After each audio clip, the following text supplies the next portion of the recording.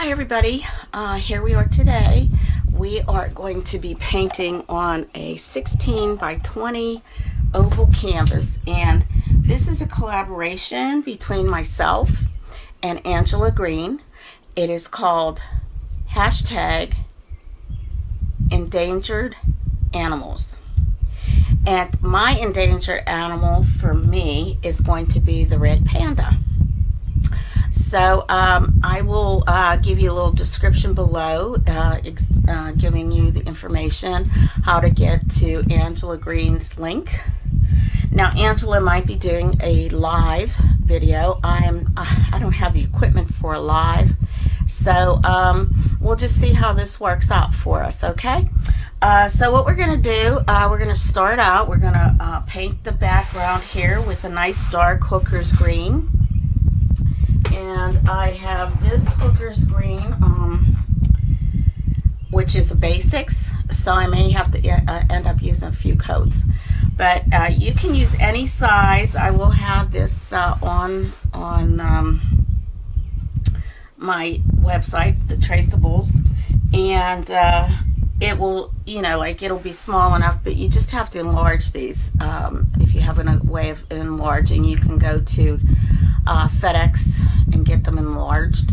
It's up to you, what size you want to use. I mean, I was going to start out with a smaller one, but trying to find 11 by 14 oval frame reasonable, it's kind of hard. I ended up getting a frame over at Hobby Lobby. They were discontinuing some frames, so I picked up a good frame for a few bucks. And I got this at Hobby Lobby also. So you can find these canvases anywhere. So shall we get started? Okay, let's get started to paint. Up here soon is the fact that I am actually putting some paper. I wet it, and then I put my paints on that paper. It's a paper towel. So I'm doing actually a voiceover here because for some reason my voice didn't work on my video. So we'll see how this works.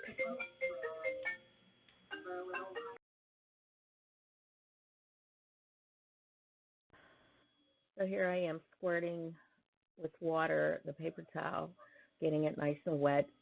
So the stay wet, what happens with the stay wet is you have a sponge in there and it keeps the paints from drying out quickly, especially in the heat.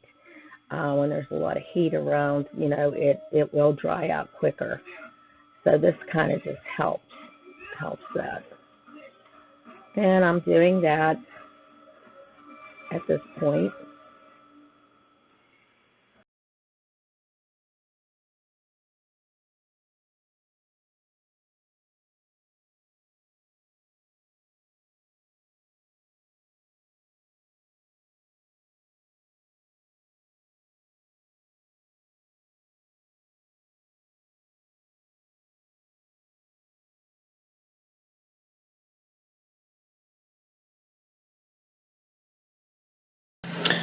Okay, right here you can see that I'm getting ready to do my background, and I'm using hooker's green for this, and I'm putting this out on my palette. We will be working the background with kind of like a rough pattern. I'm going to use my number 16 Bright. It is a hog hair brush, and it kind of like gets into the grooves of this canvas, because this canvas has a little bit of a grit in it, and we're going to probably need to have something that can push that paint right into it. So I'm just making strokes right now. There's nothing fancy with what I'm doing. I'm just putting in the hooker's green, and I'm really pushing it into the canvas, as you can see. I may actually make this go a little quicker because really not much is going on here except for this background. Because it's Liquitex Basic, you can see how transparent it is. And Hoover's green is normally a deeper shade, so I'm going to probably need to have a couple of coats for this, and I'm working on that as quickly as possible so that you don't get bored with my painting. You will be happy to know that my background here with all my art supplies, I've kind of cleaned things up. I got a new cabinet, and on my next video you'll see it's not as cluttered looking. At least I hope not, anyway. And continuing with this.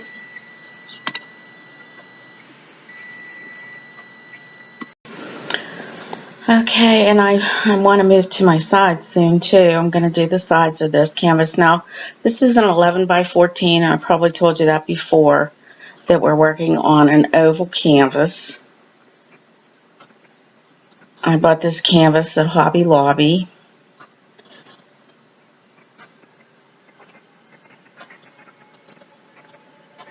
And it is a little harder to work on because it doesn't sit on your easel as easily as maybe a square canvas would be. But that's okay, we keep on doing it, it's fine.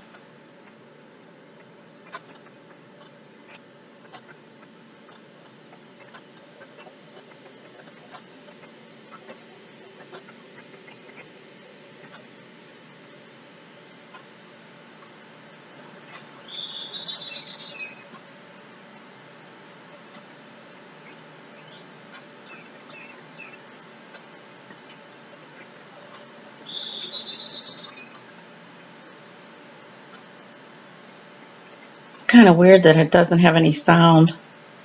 I think when I did record this, I had my mic plugged into the wrong ear jack of my camera, so it is kind of silent, you know. That's all right. We can do this voiceover, and it'll be just as if I was talking. I don't have a clue what I'm saying there, other than I'm just painting that background. And it's probably, if you are using the Liquitex Basic, let it dry in between coats, because what's going to happen is it sometimes will pull the color off. Alright, so I'm going to do some of the sides now.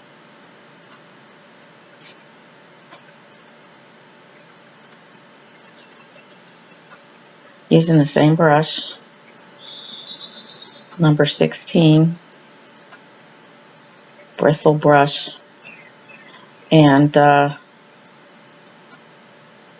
pretty sure it's hog hair, at least that's what they call it, and I'm using that only because this canvas has a little bit more roughness to it. It's not smooth, so you have to really push that paint into the grooves.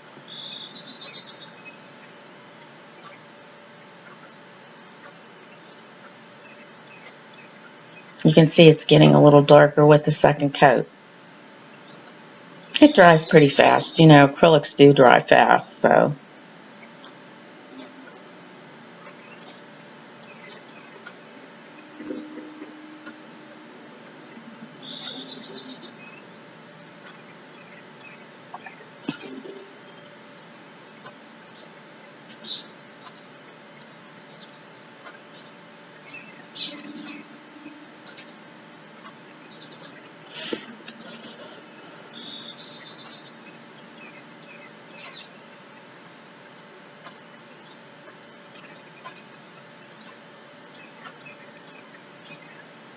I'm trying to just smooth things out a little bit more.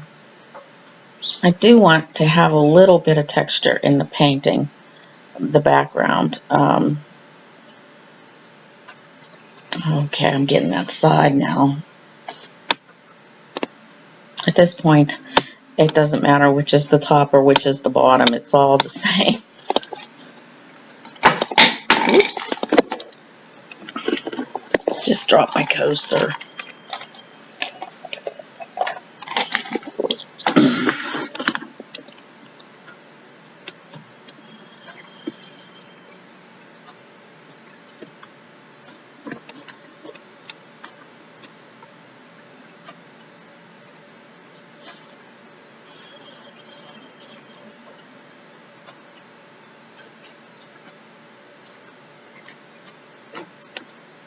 Okay, so I let that dry.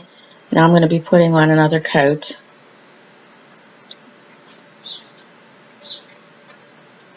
And using a little bit more, putting a little bit more of the Hooker's Green out on my palette. Now I'm using a number 12 Simply Simmons Bright. Because I got it into all the grooves, I can use a little bit more of a more delicate brush, a little softer. This is a bright, so, but you can see that it is going on nice and smooth. Because I've already filled in all the grooves, so I won't have to do that with that heavier brush.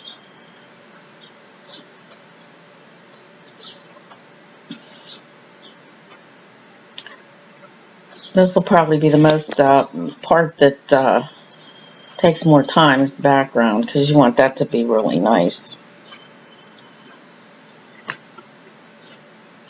This is a nice little painting. Plus, you know, we're talking about the Red Panda, one of our endangered species.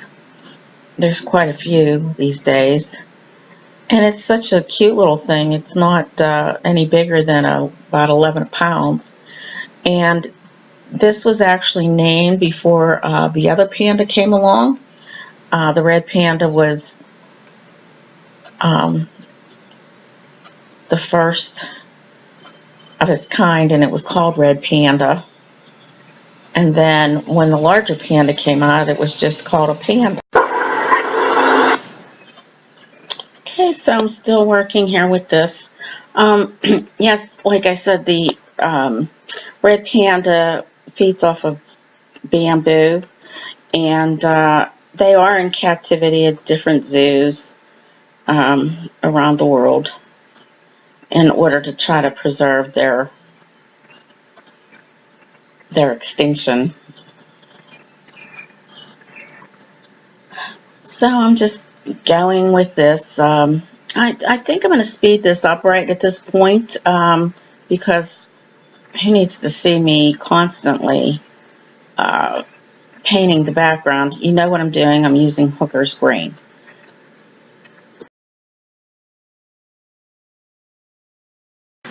Okay, so now I'm going to use light green. You can mix this either by using Hooker's Green and yellow, or you can just buy light green, as I showed you here with the Galleria, Winsor Galleria. And I'm just adding little dots here and there. I'm using, I think I'm still using my number 12 brush. Looks like I am. Now I'm just making crisscross strokes with this. You can't see that I am doing that, but that's exactly what I'm doing. Crisscrossing my strokes, like in an X shape. And I'm just dabbing this in around the edges on the top portion of the canvas panel, brightening it up a little bit. Now I'm not using crisscross strokes here, but I am adding, you know, a little bit lighter, more green, because I want that to pop out for whenever we put the panda in. We want to make sure he's enlightened, because their bodies itself, their bodies are a little bit dark, like a deep blue.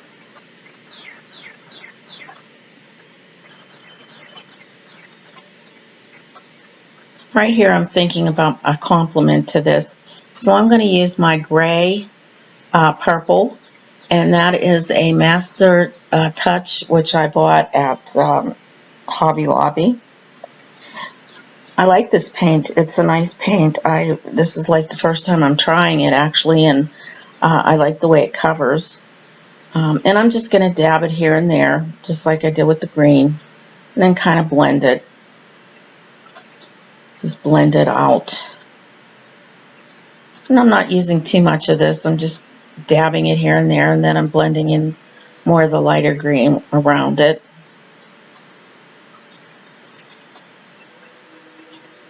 I know all that work that we did with the hooker's green, it almost gets covered up, but that base coat is what you need for your canvas, so for this painting.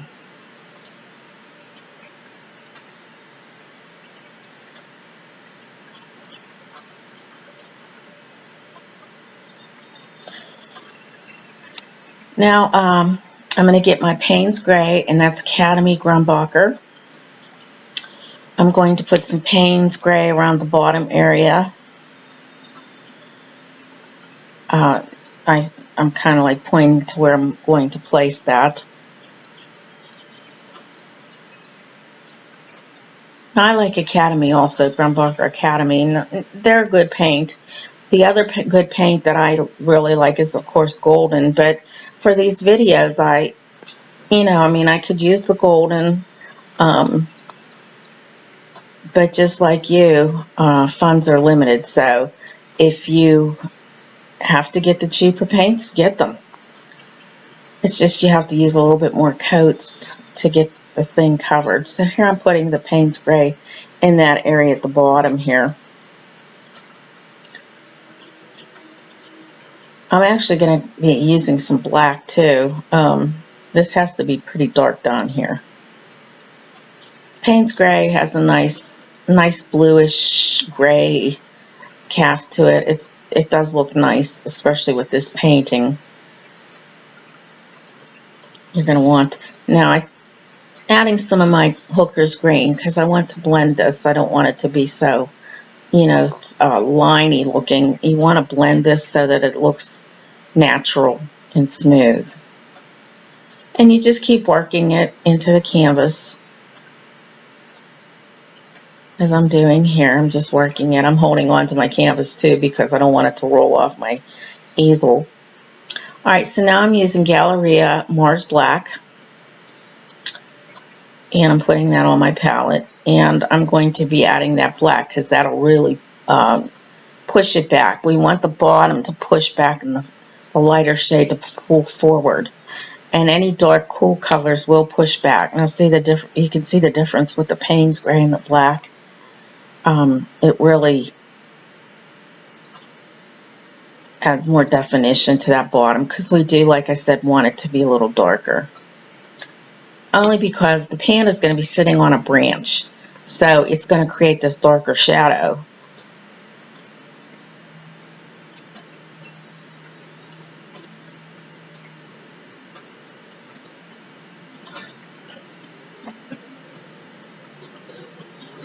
And you blend, blend, blend. That's what you want to do, blend.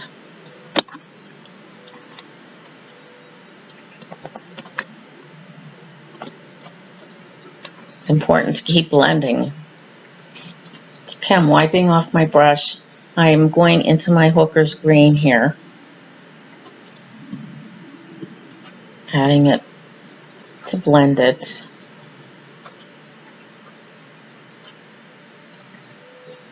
And some of that can go into that black or dark area.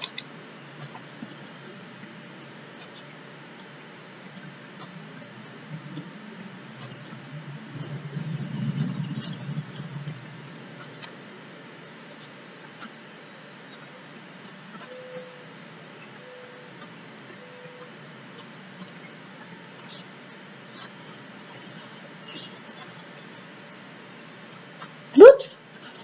See that? As you can see, it can fall off, right? Luckily I had it because that would have been all over me.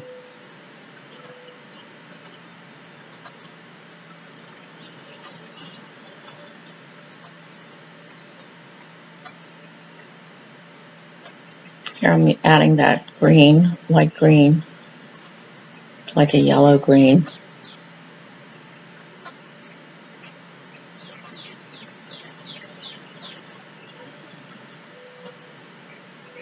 Adding some more of my gray purple.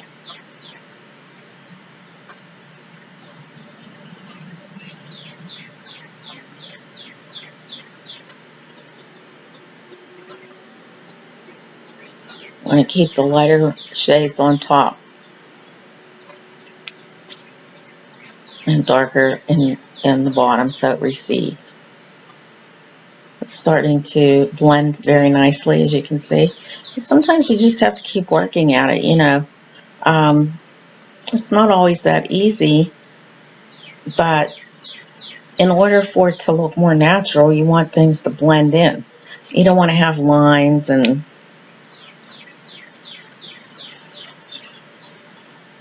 because it just makes for a bad painting.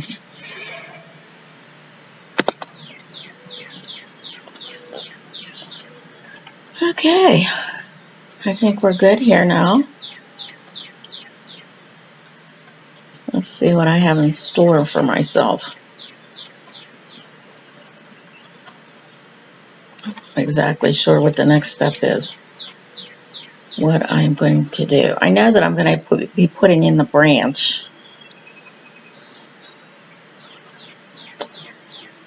And I guess I'm wetting my palette because it's getting a little dry, some of my paints. And wiping my hands, of course.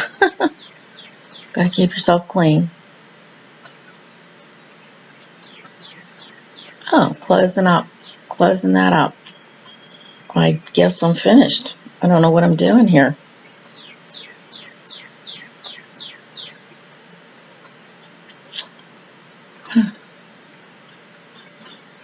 Okay, so here I am.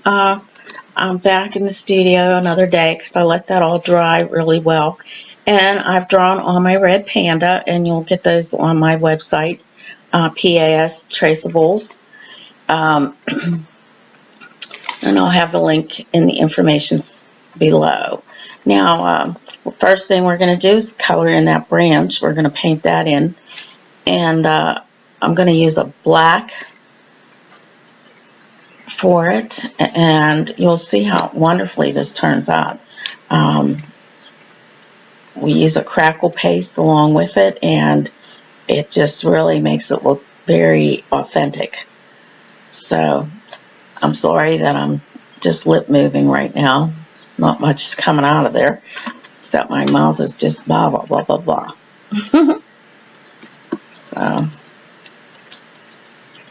So forgive me for not being able to tell you what I was saying.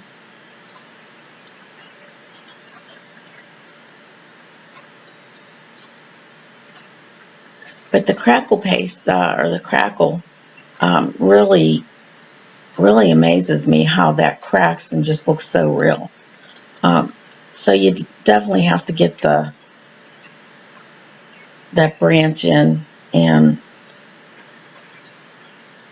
you want to have the placement of the panda right in the middle of this, you know, like sort of even on this one. So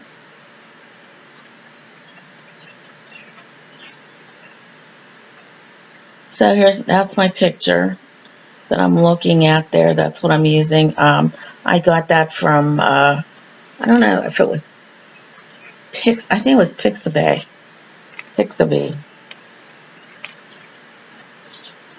There you can get photos of just about anything, and you can use them without being, without any copyright on that. Okay, so I'm using my number 12. I'm going into my black, and we're going to start painting this. And you just want to be careful not to cover up all what you drew there.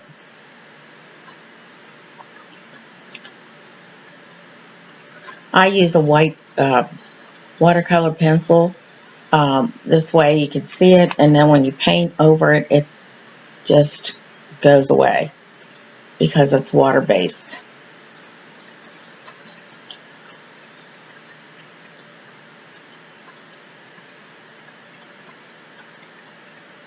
I'm just being careful. I'm keeping everything in the lines. And I am brushing this the way that it would probably be growing. And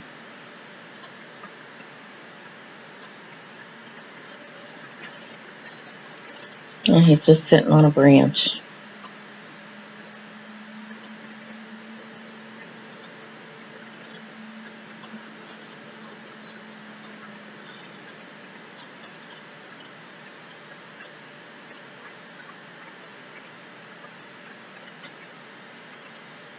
Getting it all filled in. Now it's important to use the black under here because you want it to show through, kind of like that background to show through when it starts to crackle. Because if you look at a tree, they do have those dark little ridges in between everything.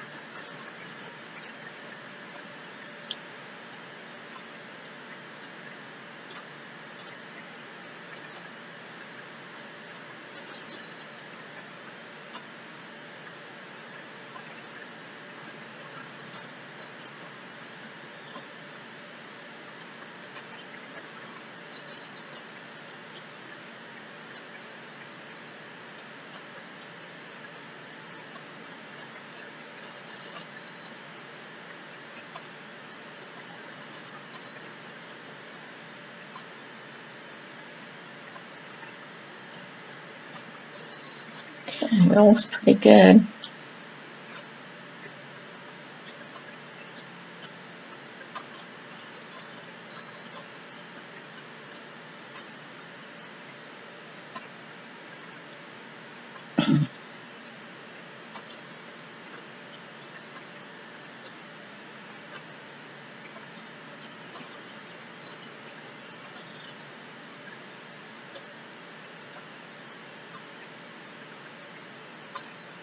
Just keeping it, making sure everything's covered.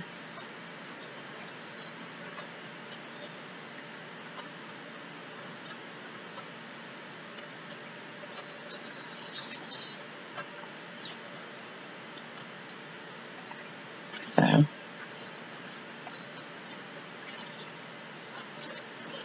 okay. Oh yes, here's my little doggie. This is Sally. Well, you can't see her too well. There she is. That's my little girl, my buddy. My little Sally girl. She's so cute. I guess she wants to paint a little bit too. I got her tail into it.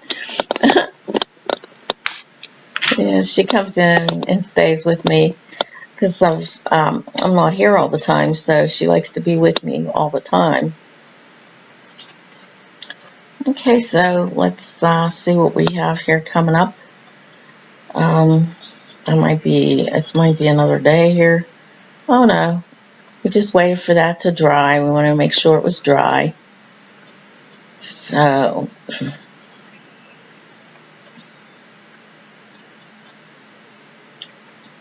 now I'm going to actually apply this crackle paste with a sponge brush. And this crackle, oh, well, I'm actually putting on a sealer here. It's a matte medium. I want to put that on that to seal it. It just keeps it from, it makes the crackle adhere better. Sometimes paints can dry a little shiny, so you want to kind of dull it down. So I'm just using my sponge brush applicator for this.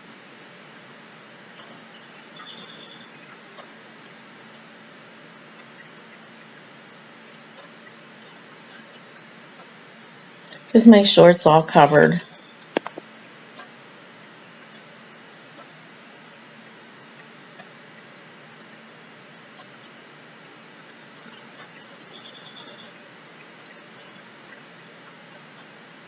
And go in the same direction as the actual branch.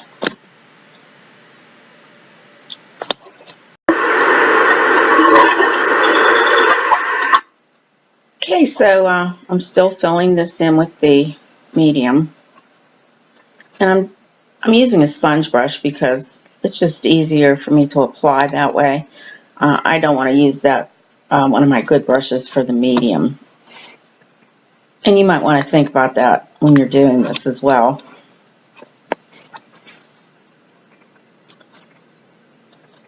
That's part of the branch also.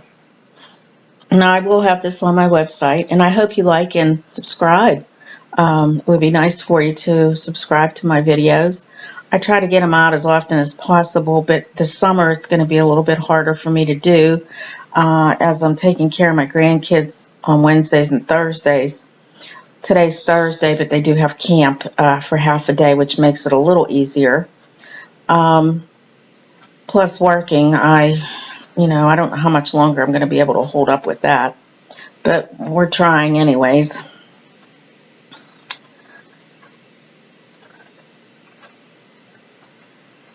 Okay, now I'm going to use crackle paste, and this is Deco Art crackle paste. I'm going to try this. It's the first time I've ever used it, and I want to see how it works.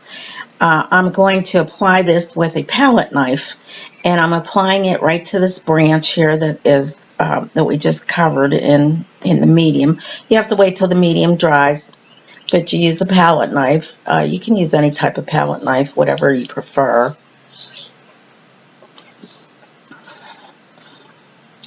I just thought that this one was more convenient for me. So I'm going into the, I'm just stirring it up because it, from sitting. So I'm going to try, I want to go in the direction of branch.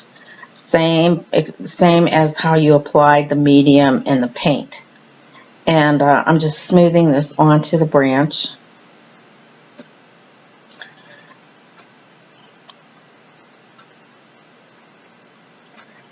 And this really makes a nice effect, as you'll see. Makes it look so realistic. And that's what, some of the things that you strive for in your paintings is to make them look very realistic.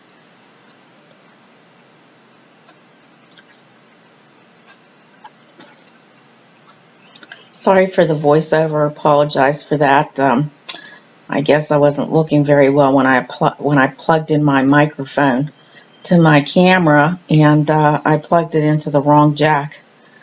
So I have to do the voiceover. So you can see my lips moving, but I have no idea what I'm saying. So for that, I apologize. This is a collaboration with Angela Green, painting with fibromyalgia. And we both struggle with that pain. I also have other issues that affect my thyroid. I have the Hashimoto thyroid, and I am constantly having to be careful because if I get myself too tired out, it does play on my body.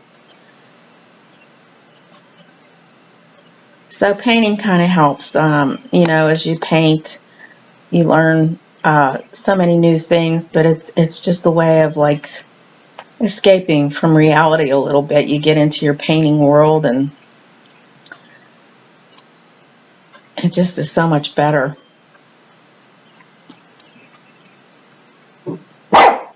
Oh, my dog is barking. Here's something out there.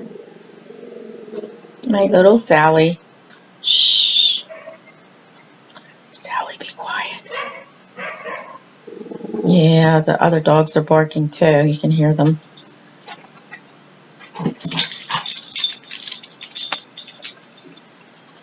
My little Sally got groomed today. She hates going to the groomers.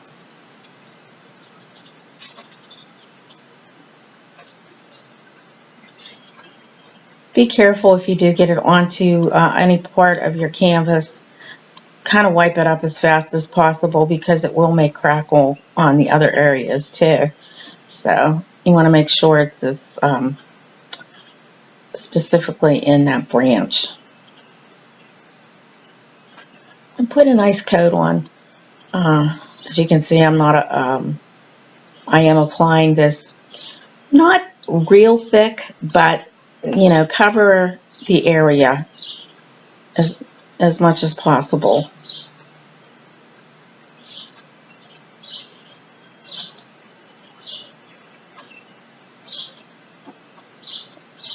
Now, as I said, this is a collaboration between myself and Angela Green of Painting with Fibromyalgia. Those links will be at the bottom, her link, and please check her out. She has quite a bit of beautiful paintings on her site as well, and it's always fun to do a collaboration. You get to meet different artists. You get to see other artists and what they do.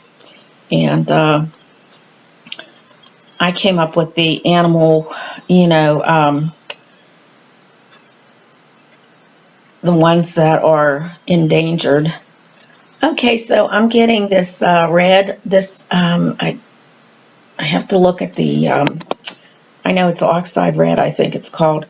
And I'm going to put that coat on the branch, I believe, and I'm looking for a brush right now.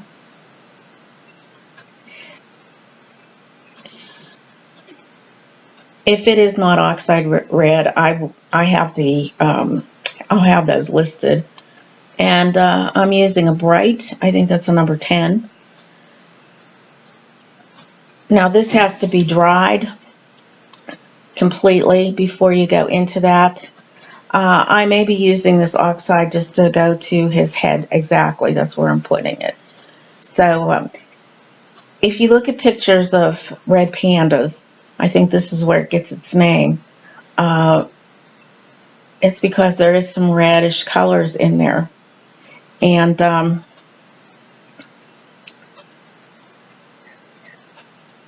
I'm just working on the top part of his head.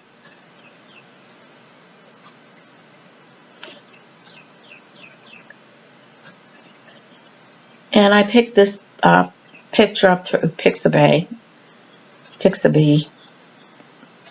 So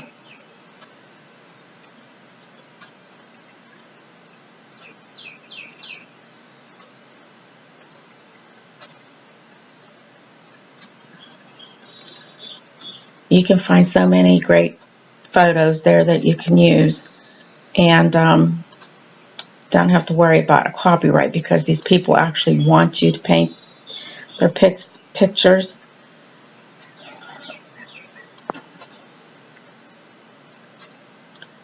So I'm getting around the areas that are red in the panda's coat.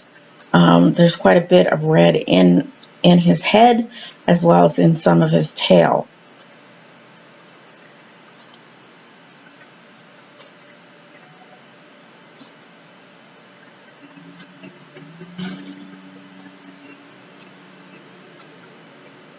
Alright, so I'm getting Payne's Gray, I believe it is. That's Grumbacher.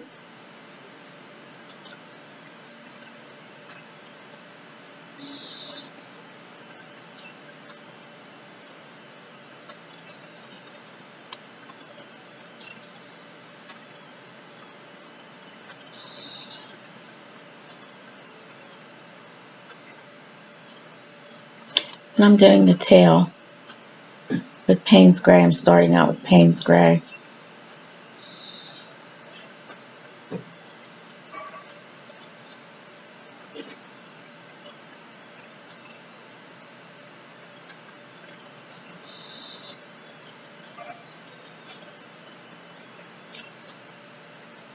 I'm still using that bright. Okay, so just putting on that. That may be actually, I'm not sure. I'm pretty sure that was the black that I put in there. And here I am. I'm going to zoom in so you can see what I'm doing. Yeah.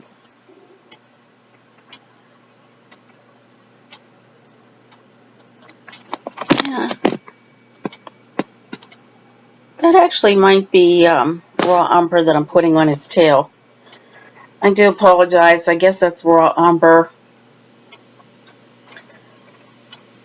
or burnt umber.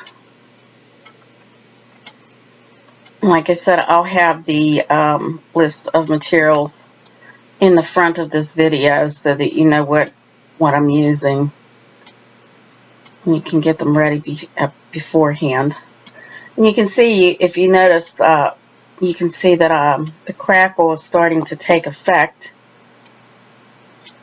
I'm just filling in some of those areas there that the crackle paste kind of hit.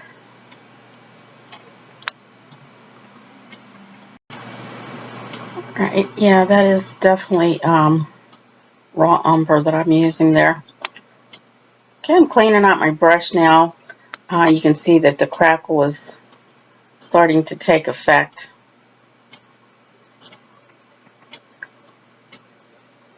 Okay, and I'm going to be moving now towards the top, I believe.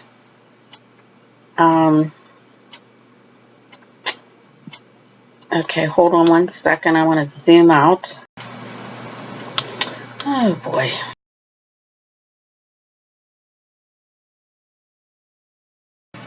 Okay, I'm moving up now to zoom into the face here. I wanted you to see what I was doing.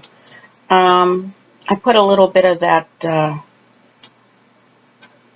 I think that was the Payne's Gray around certain areas in the face and the ears. So I wanted to get that in there, marking more on the ears. The inside part of the ears, which is going to be dark. And some of these details that are going to be a little darker around the areas of the face. I'm getting into this ear. Sorry that you can't see it. I will probably zoom out a little bit underneath the eye.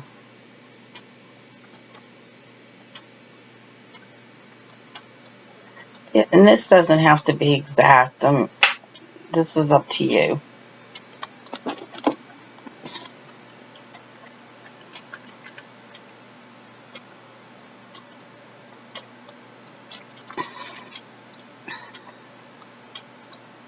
And I may be using a filbert brush here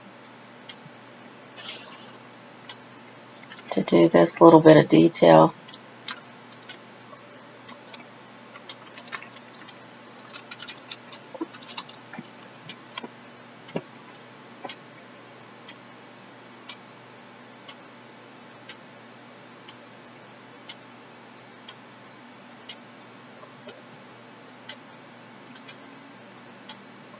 I'm adding more of that red oxide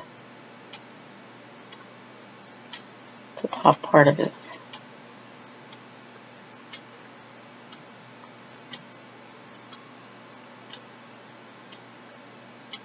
head.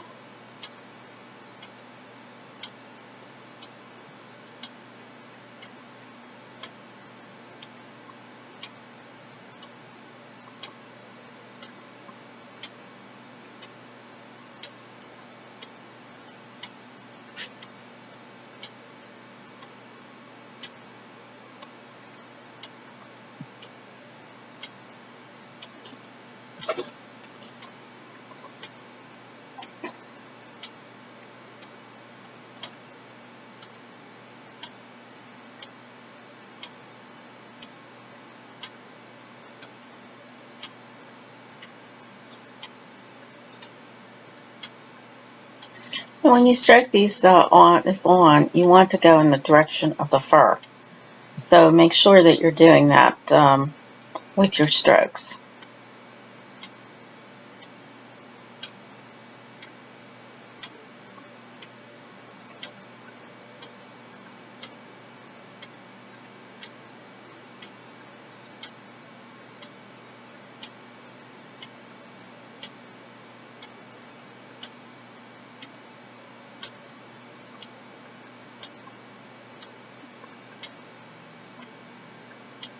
I'm just using little strokes here.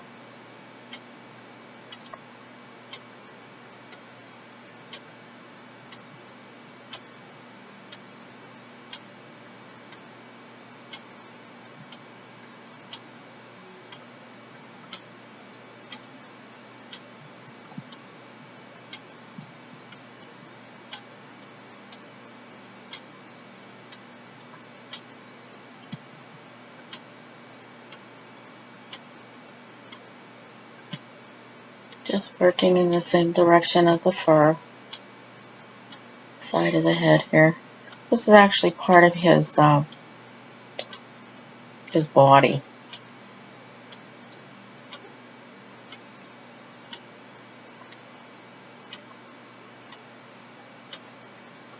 You might want to think about even putting this on a circular piece of wood. So you just prime the wood with the gesso, sand it, make sure, you know, like those circles that you see that look like trees. It would probably really be nice on something like that, a smaller one. And you just prime the wood, sand it, prime it with some gesso, and then begin your painting. Okay, so now I'm using Deco Art White. Get some white in there, but I'm actually going to mix that with a little bit of the red oxide that I'm using. And I'm going to be putting that in through there. Yay, I moved it up a little bit. I think I have trouble with my camera not staying in place, but I did buy a new arm, so I'm hoping that it works better. And you'll probably see that more towards the end of the painting.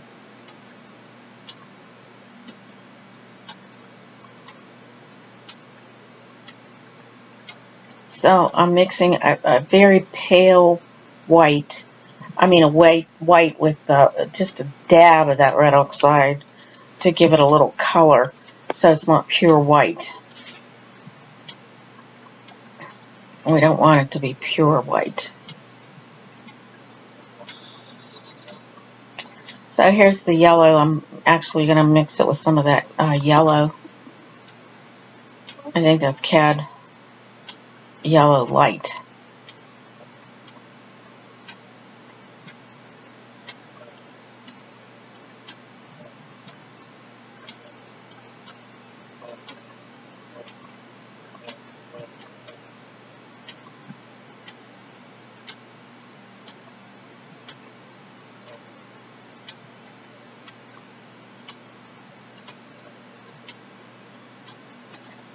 So I'm working on that mixture.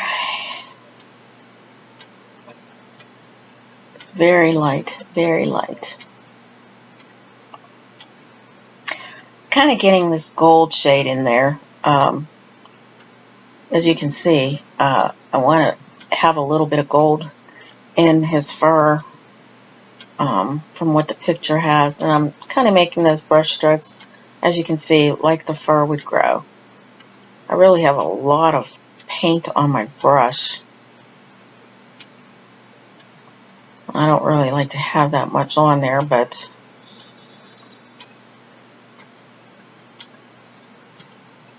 I'm making little short strokes.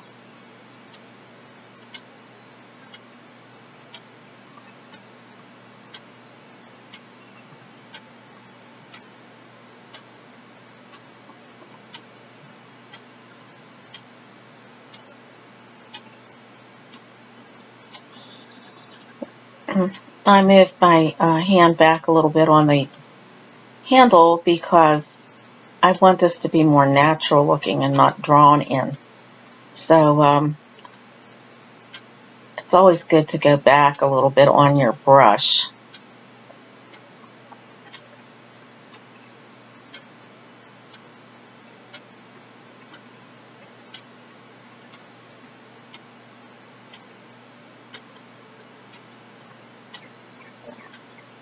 Filling in the ears.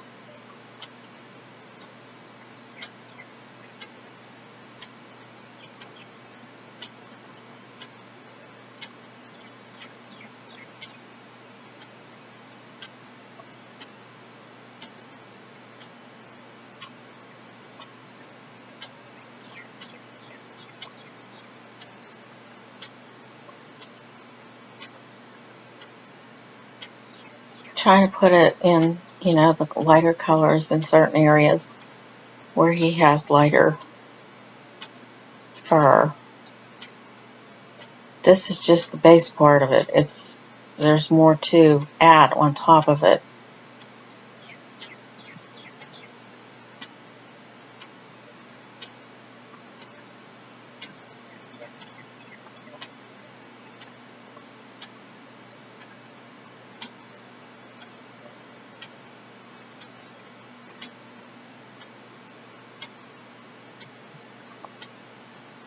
You can see my strokes. They're lighter, darker, you know.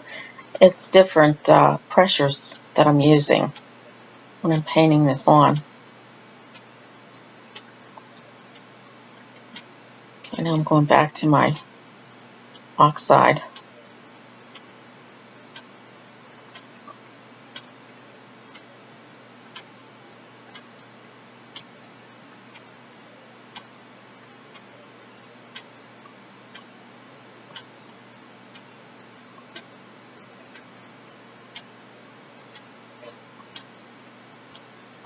This is almost like painting a person, a portrait.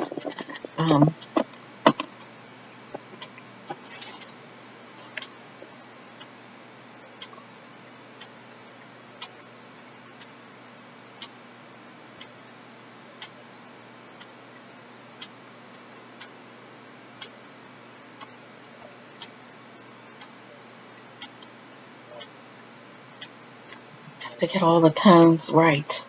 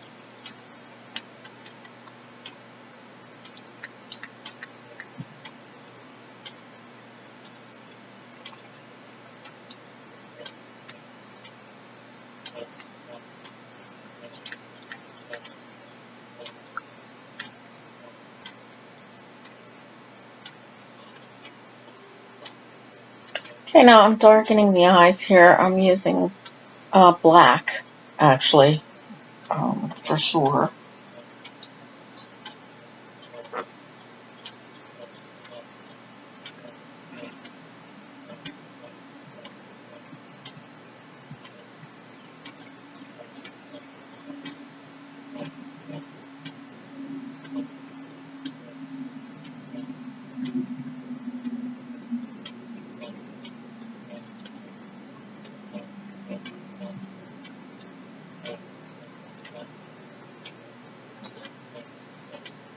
Yeah, so the Red Panda is also known as a lesser panda. It's also known as the Red Bear Cat and the Red Cat Bear. So it has several names, but I think most people know it best by the Red Panda. And it is a mammal, and it's native to the eastern Himalayas, as I told you before, and southwestern China. So those are the two areas you can find them. So I think I'm using my number 4 flat brush here, working in the nose here. And I'm using black and a little bit of gray. It has reddish brown fur, a long shaggy tail, and I guess it says here it waddles. It has a waddling gait due to its shorter front legs, and it's about the size of a domestic cat.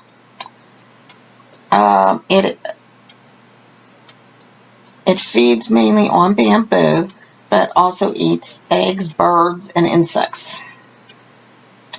It's solitary. It's a solitary animal. It's active from dusk to dawn, so it's nocturnal, and largely sedentary during the day, so it's a nocturnal animal. Kind of interesting when you find these different ones, different things. It's been classified as endangered because its wild population is estimated at less than 10,000 mature individuals, and it continues to decline due to habitat loss and fragmentation, poaching, of course, and inbreeding depression, although red pandas are protected by national laws in their range countries. So but still, you know, people tend to do the poaching, and kind of sad. Let's see, what else does it say? Their long bushy tails have 6 alternating transverse ochre rings provided, which provide balance and is an excellent camouflage for them, as their habitat of moss and lichen covered trees, or lichen, I think is what it is. Their fur serves them as a thermal protection, I guess, during the cold weathers. And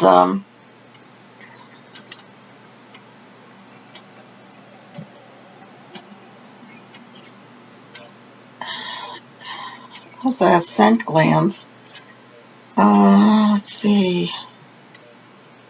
Behavior. Let me see what their behavior is like. They're territorial, so you don't want to. And it's solitary except during mating season. So they're kind of quiet except for some tweeting, and they whistle. It's like been reported to be both nocturnal and crepuscular, sleeping on tree branches or in a tree hollow during the day. But they increase in activity during the afternoon and evening. So they clean their fur like a cat would. They rub their backs and bellies along the sides of trees and rocks. They search for food running along the ground or through the trees.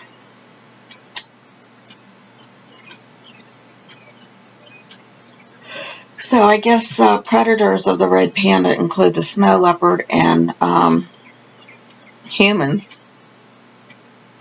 mustelids. If they feel threatened or sense danger, they may try to escape by climbing a rock column or tree. If they can no longer flee, they stand on their hind legs to make themselves appear larger. So, kind of interesting. They're excellent climbers. Yeah.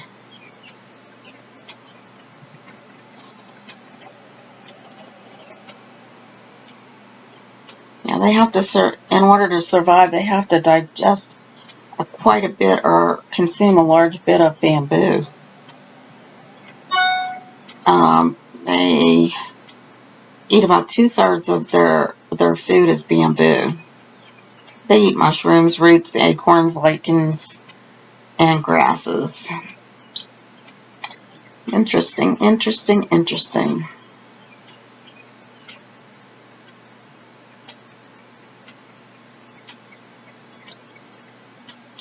That's just a couple of things about the red panda. It's too bad poaching is not outlawed. Well, it probably is outlawed, but people get away with it.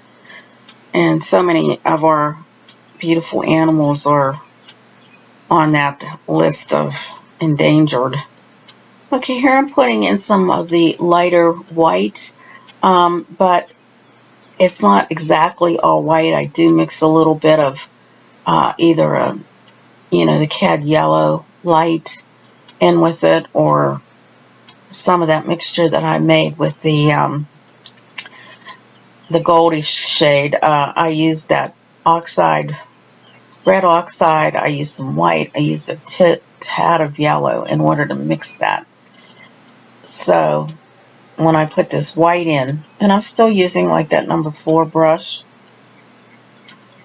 It's a small number 4, and it is I think it's a bright, but it kind of helps me to make like nice little fur lines.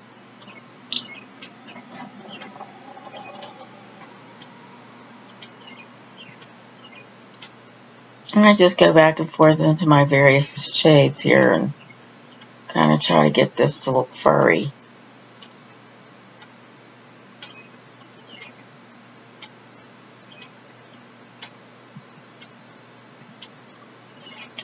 Now for the eyes, I did use a little bit of that red oxide and white.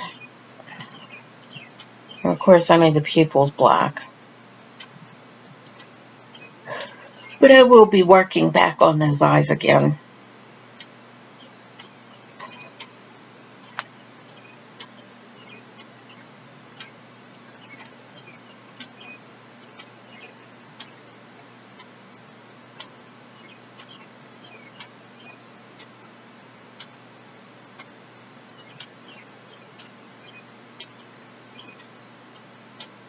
So I'm working that fur around the ears just as if it was growing outward.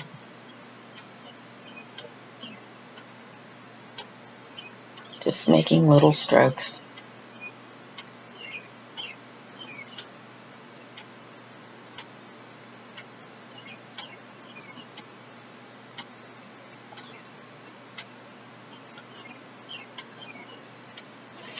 Now at any time you can pause these videos because they do get a little bit long when you're making a painting like this. I don't know how anybody could make a painting in half an hour. It takes me so long.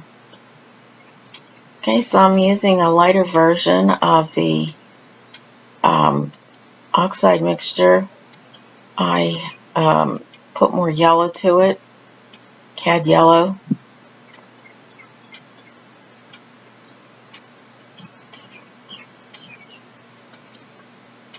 Because I wanted that to look more gold.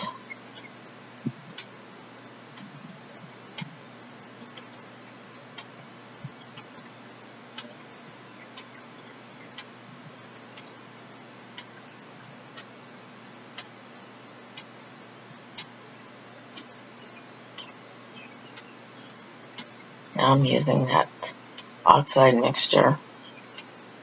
You can see it's starting to look more in depth, like it's starting to pop out. Lighter colors always come forward, darker colors always go back.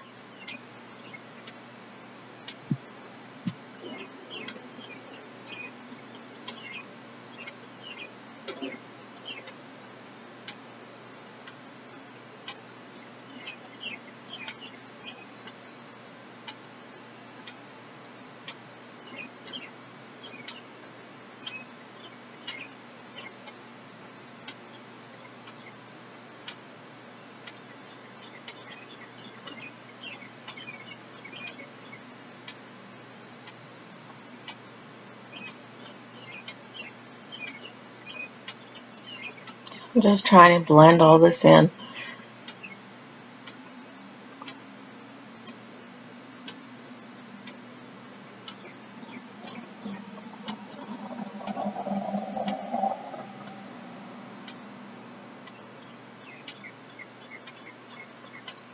Okay, now this is a rake brush. If you noticed on that end, there's like little pieces of brush that come out. And this is ideal for making hair.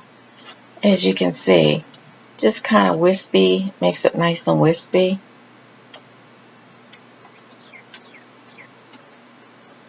And I have used these many times.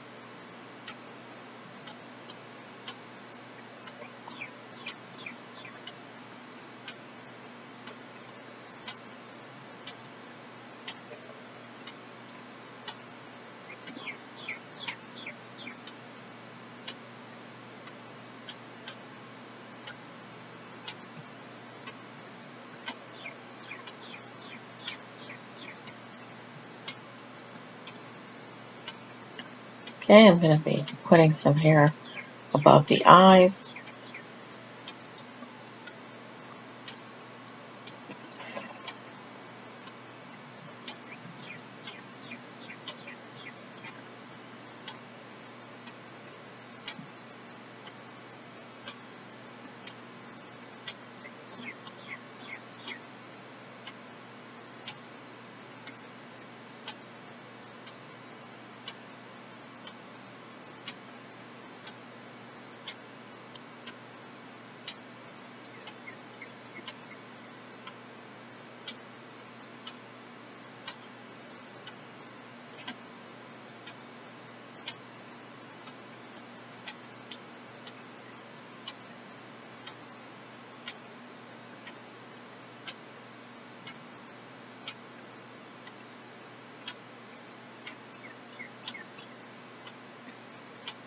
deepening the shade here.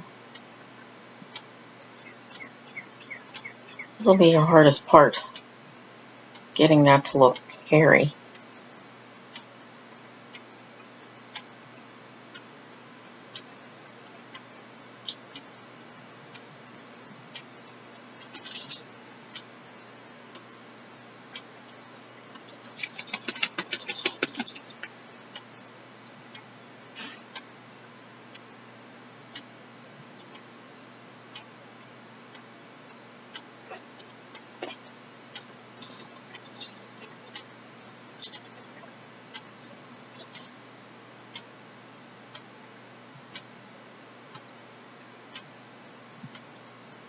So once again, I'm back with my filbert.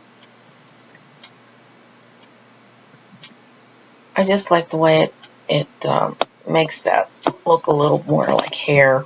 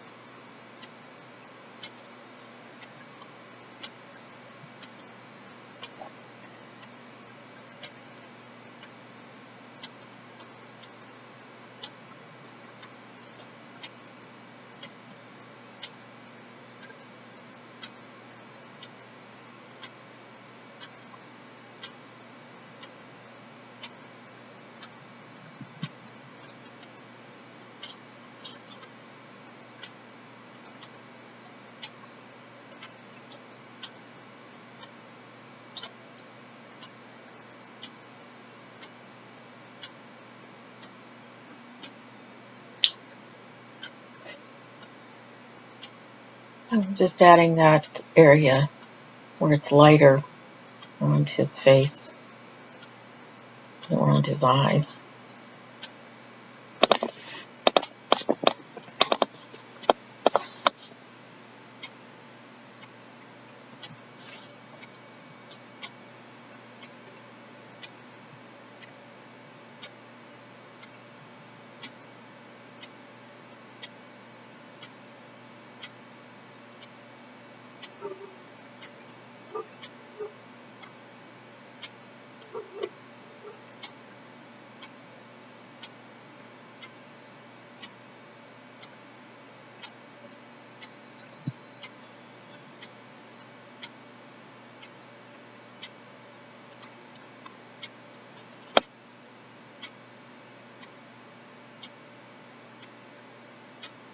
Now there's a lot of white around his snout.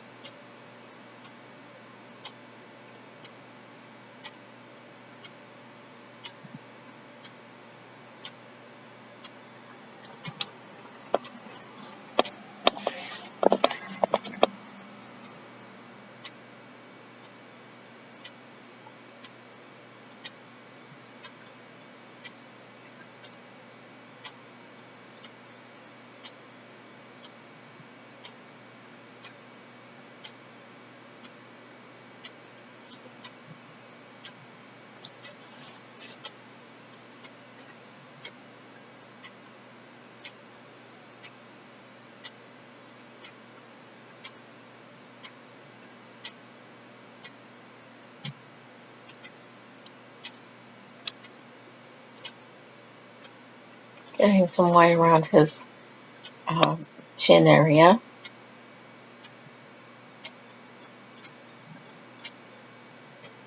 I'm using that little brush there, which is also number 4, kind of making things a little confusing.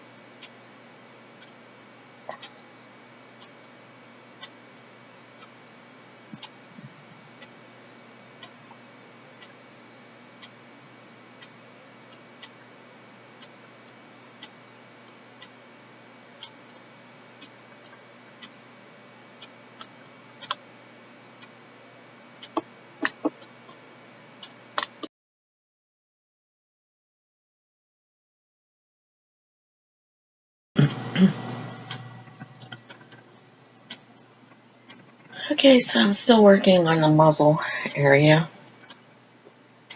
around the eyes.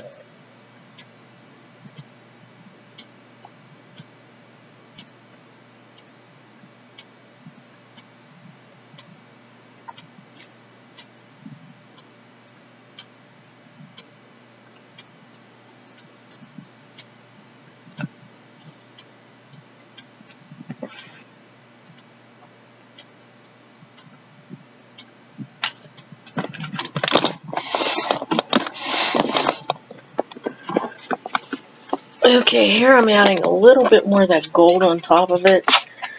That's the color that I mixed with the red oxide, so that's the white, red oxide, and a touch, just a touch of yellow.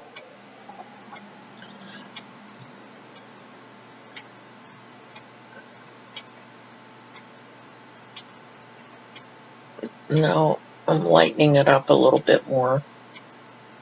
But this is like an underlying color to that coat of his. I hope it's a he. I'm not sure because it didn't say in the photograph. So I'm adding some white here because there was some white in these areas also.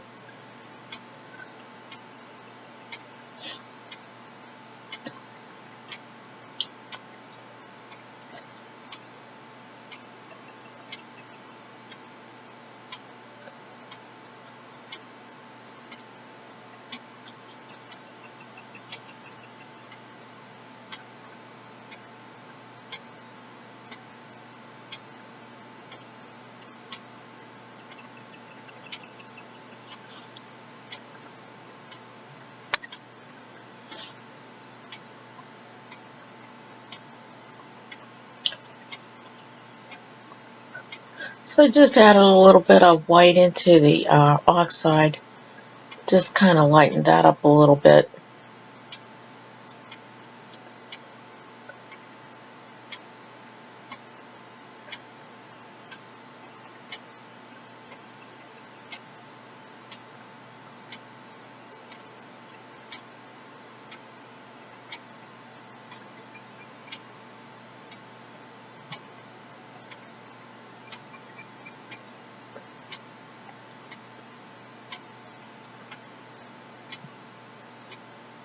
Adding some more there because I felt that it needed to be a little deeper. I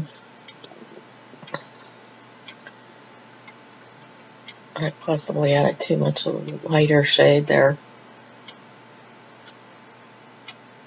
You have to be really careful because you can overdo it. And you want to see some of it showing through, but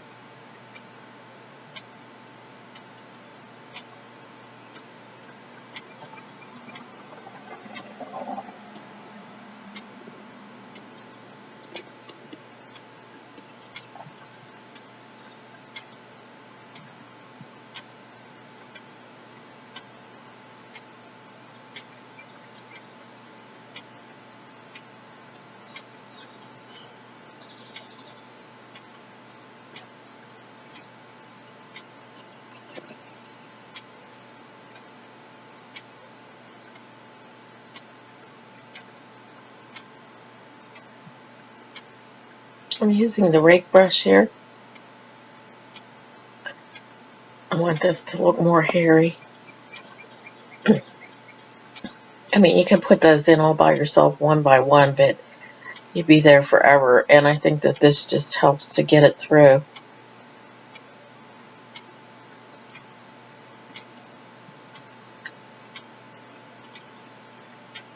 Just kind of makes it a little easier for you.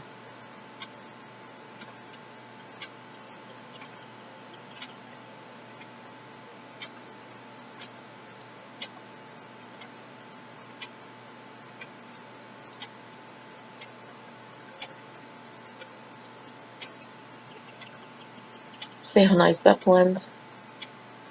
Just makes such a big difference.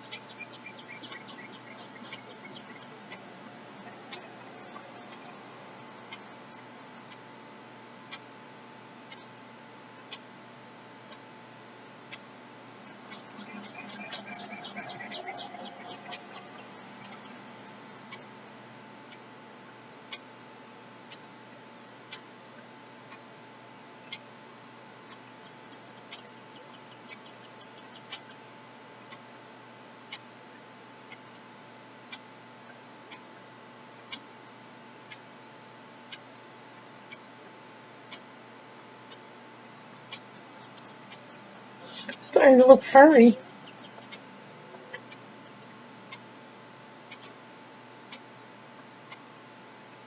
Yeah, everybody should have one of these brushes. You'd be surprised at the things that you can do with these if you're putting on wood on a wooden look. You can use this as the grain for the grain. They're just very handy.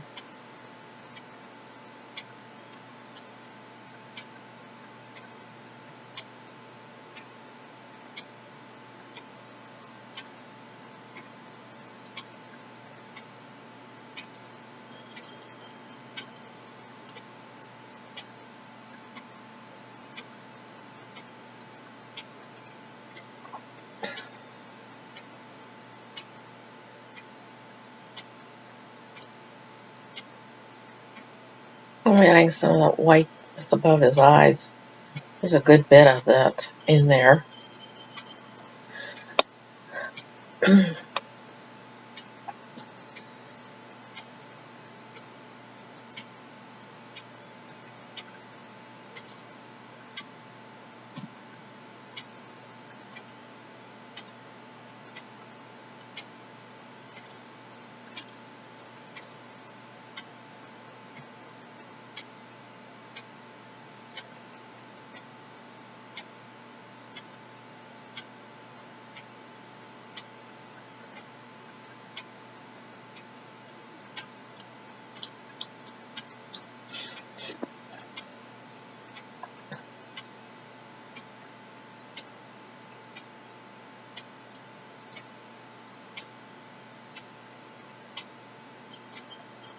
Yeah, more and more white.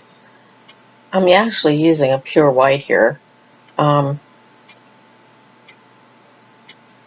Because of the darkness of the background, if I use something with a tint to it, it's not going to show up. And I definitely want this to show up.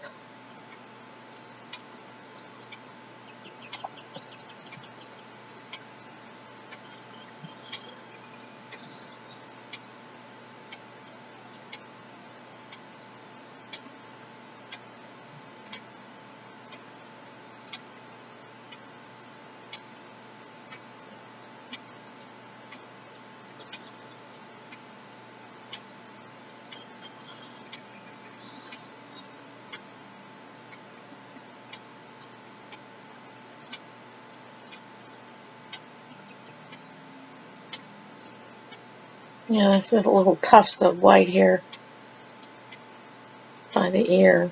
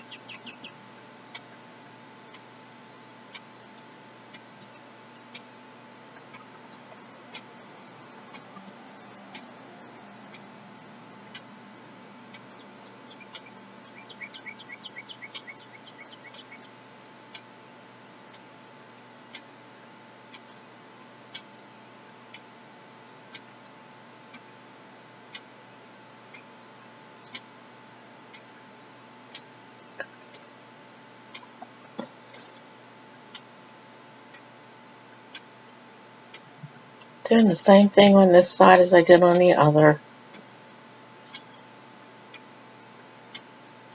And in the ear.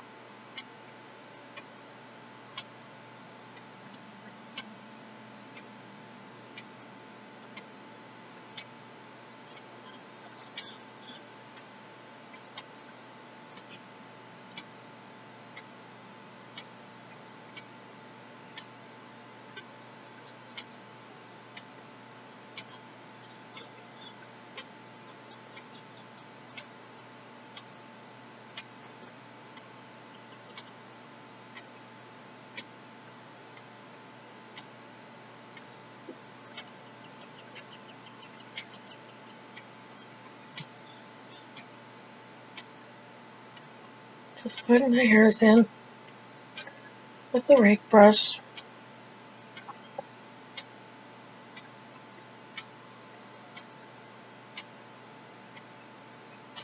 Well, this hair looks a little larger only because of the angle of the way that the Red Panda is sitting.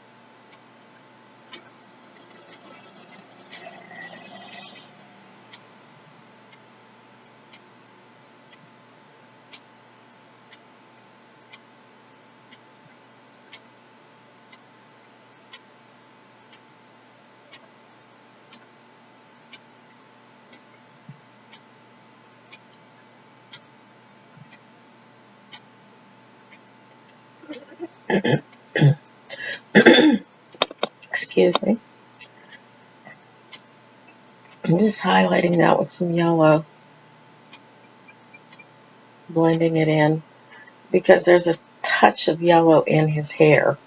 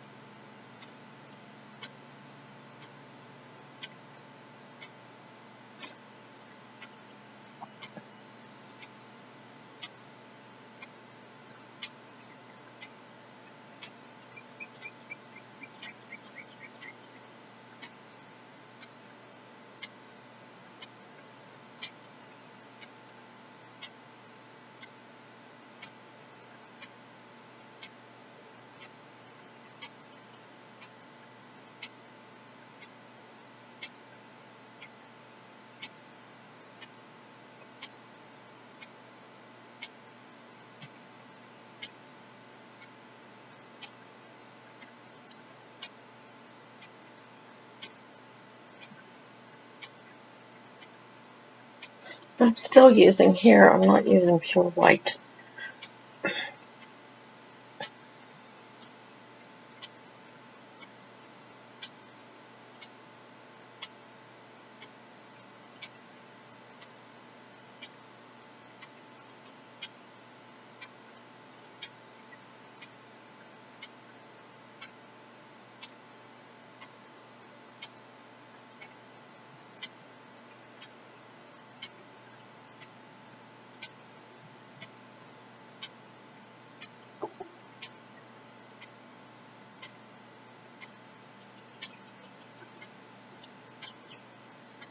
Okay, so I'm going to move down to the body. I think I'm going to pull myself out. And I'm using I don't know how to say it, it's a blue. I want you to see how it crackled here. But I'm going to be moving down into the body and painting this, I think it's xanthine blue. And I will definitely have that spelled correctly for you so that you can find it.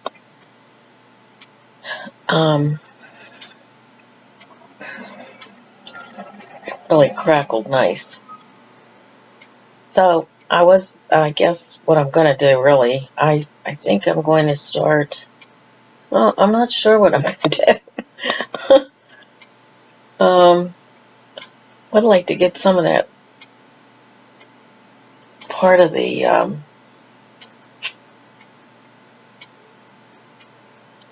limb.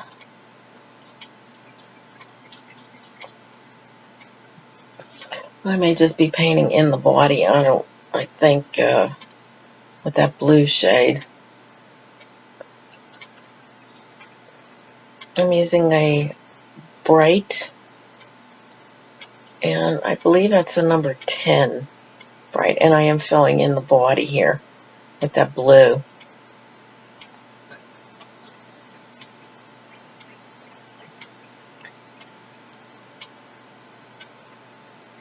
Xanthine, I think it's something like that, xanthine.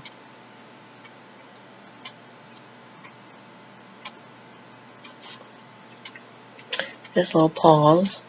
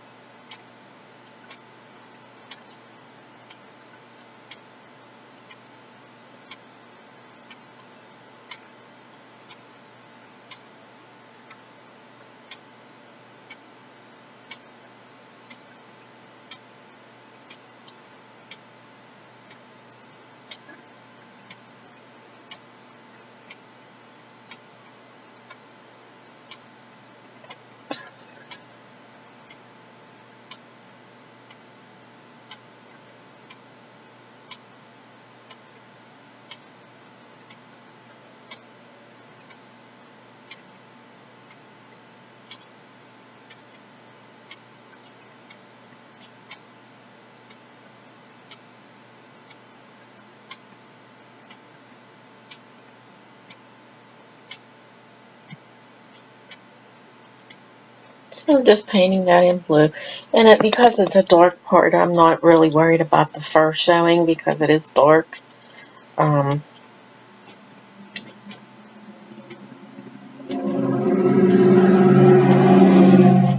will put a few pieces in there that are going to show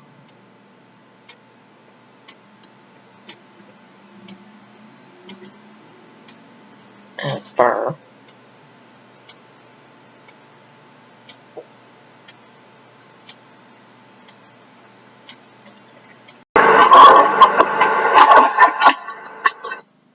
Okay, so I'm just continuing to work on the body here with the Xantha Rain Blue. And I'm going to spell that for you. Oh, it's actually Indian Green Blue. It's a Winsor Newton color, and it's INDANTHRENE blue. It's a very dark blue. I love the color, and it comes only in, I think, this Winsor Newton. I haven't seen it in any other brand.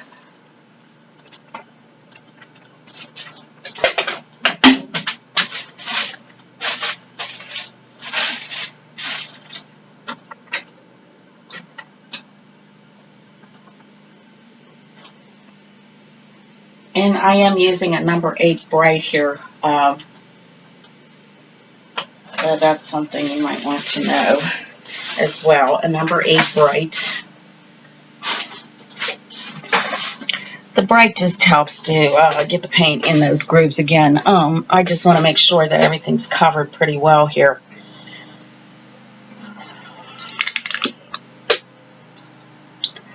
Okay.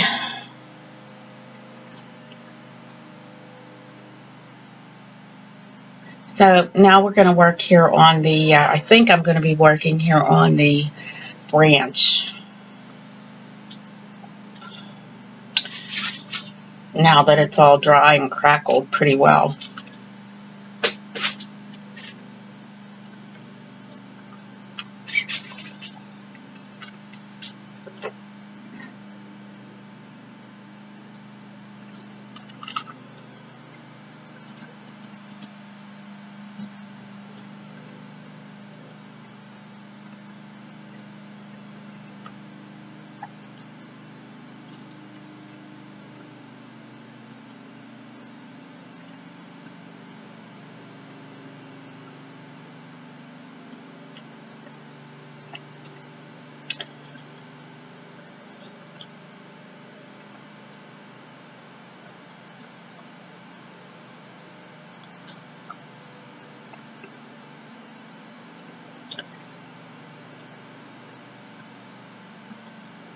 Okay, I am mixing up some colors.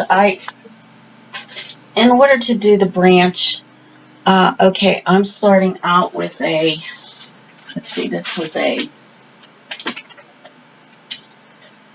number 4 Tuscan Series filbert. But then I guess I moved into the number 12 Simply Simmons bright, noticing that I needed it a little bit more of a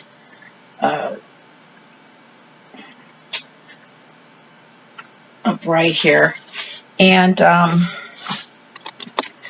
filling this in with, I think it's just basically, I'm going over this here. What I wanted to do was make a little bit of taupe here. And what I actually did is I just made soft gray. So I used some of the, I have soft gray actually. I have a gray shade. But I mixed this with some of the Payne's gray and white. And I kind of just made it as a wash. It's more of a wash that I'm going, and I'm kind of just rounding it out a bit with the brush, kind of going in a circular kind of motion here. Just kind of getting that feel for the branch itself.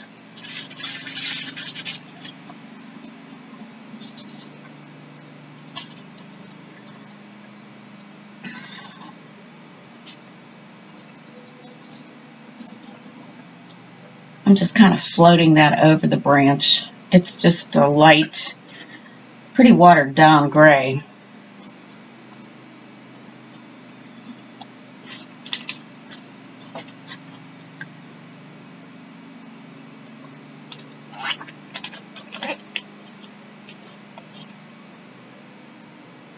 Okay, so now I'm getting a little bit of the raw or burnt sienna, and I'm just topping that off the top there with some burnt sienna.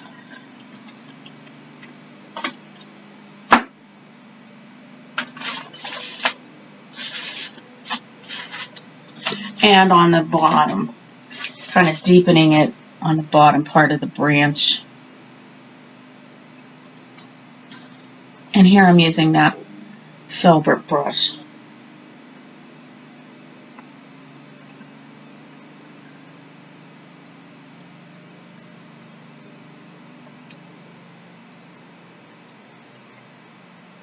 Outlining the bottom part of the brushes, the limb as well. And this is just outlining it on the edges.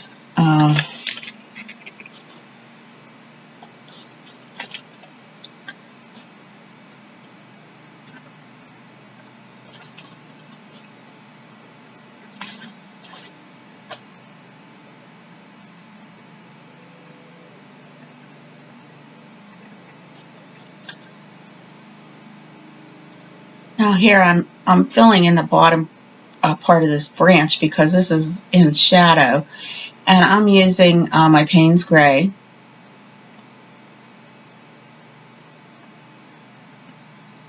Blending in that with that raw sienna.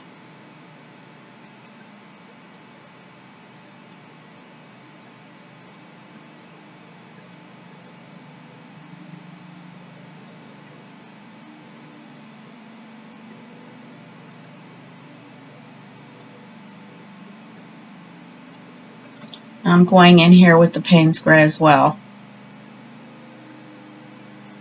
So I have a mixture of the Payne's Gray on my brush, as well as the raw sienna, kind of like on both sides of the brush.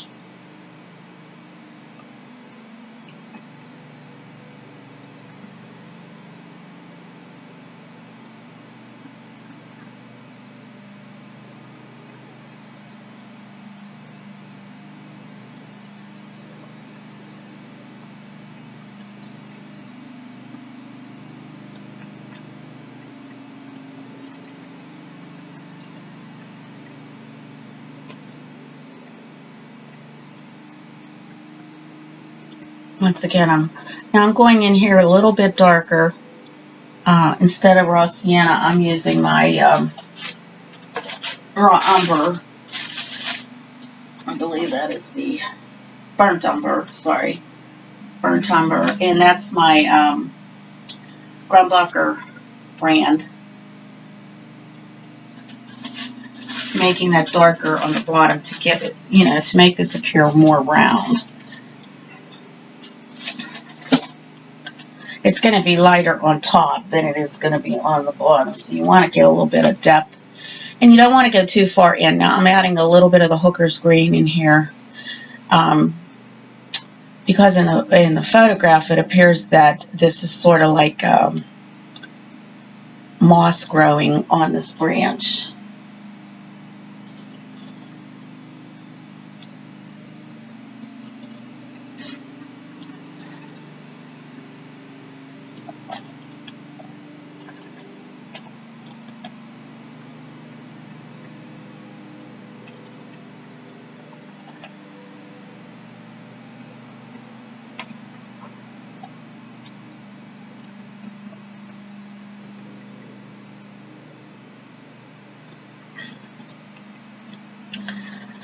I'm continuing with that burnt umber.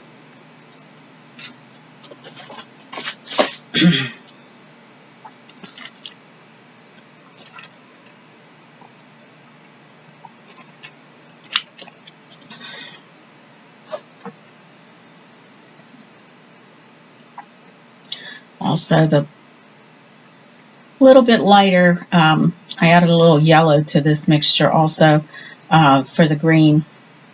And I'm kind of like stroking over the brown a bit. I want some of that green to show through as well. You know, this is Hooker's green. Now it looks like I'm adding some Payne's gray. So I'm going back and forth. I'm not cleaning my brushes. I'm doing this. I'm adding these colors or these values to the branch.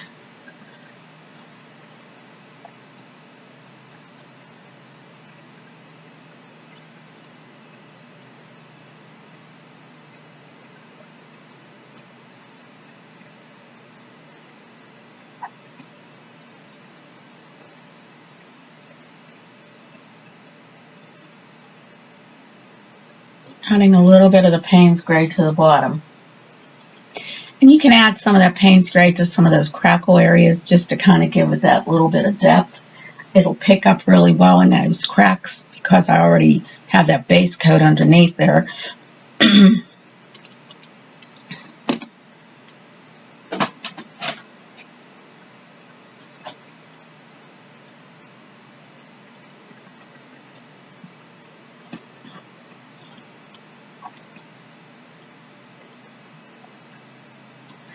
I'm putting some of that Payne's gray in through some of that those areas. And what I'm going to do is blend that because I want to make sure it's blended out. I don't want just the line.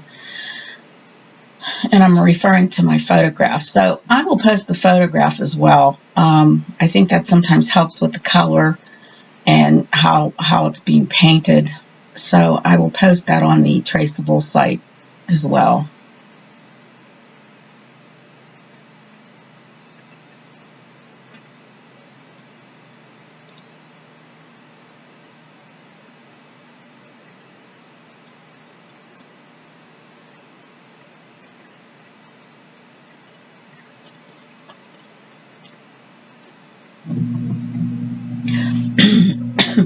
That's the garage door if you hear that in my video.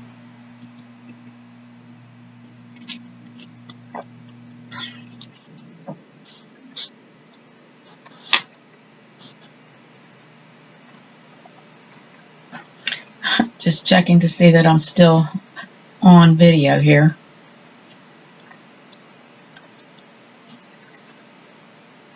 I just keep blending it until it starts to look natural.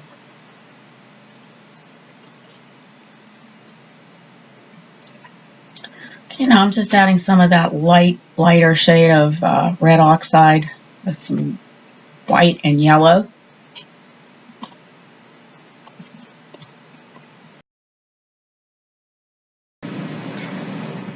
I'm continuing with that. Now look at how it's starting to look. It's really coming along here. Just love the way this turned out. It just looks so real. You can see that it just looks like the branch is coming out from underneath there.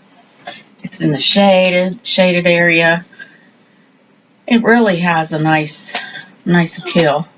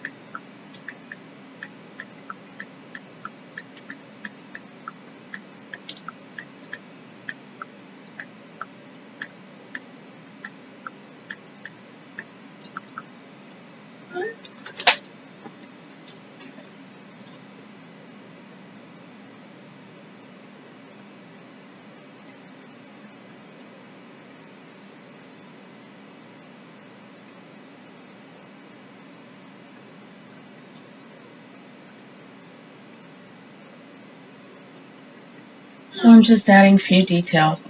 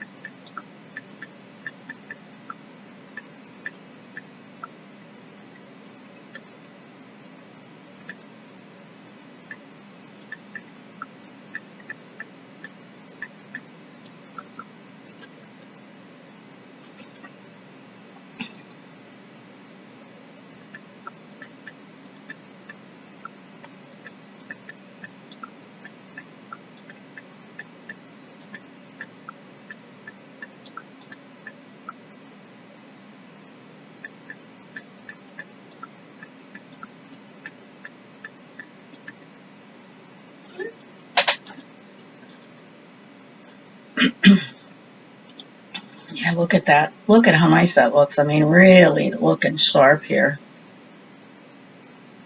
Now, I'm just using a little bit of a detail brush here. This size is a, let me see, I think that was my number 4, Simply Simmons shader. It's a shader, and it just kind of gives a little bit more oomph to this project. And you can also use a number 8 Bright. That will work as well.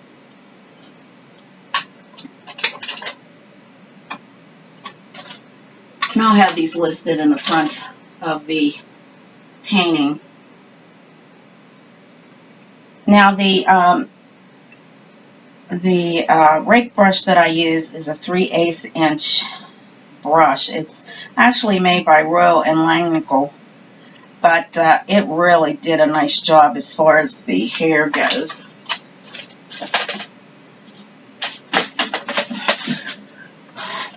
Okay, now I'm working on the tail, and I'm using that red oxide mixture with the white and the tad of yellow. And I'm just making short little strokes here, and that is my shader that I'm using to make it look like hair. Their hair kind of on the tail almost looks like a raccoon, the way it is centered, and it goes in a round circular, you know, circular around the tail, almost just like as if it was a raccoon tail.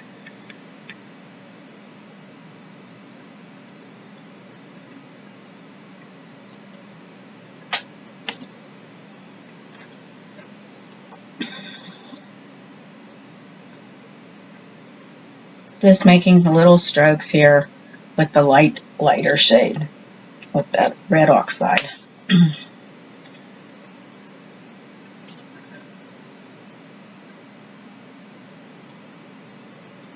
You can use the rake brush if you prefer, if you like the furrier look. Now I'm just dabbing in a little bit of that green around the tail there. And I'm going to darken that up. I just wanted to put that base coat in, and then I'm going to add the Payne's Gray just to make that a little sharper looking, because some of that mixture kind of got overtaken with the wooden branch.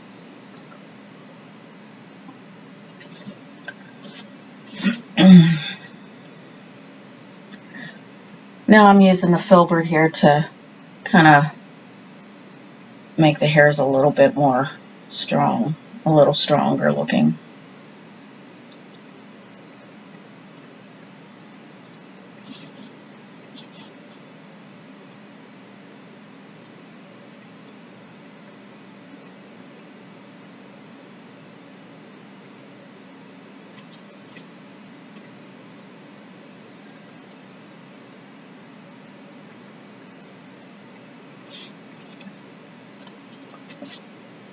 Just continuing with that.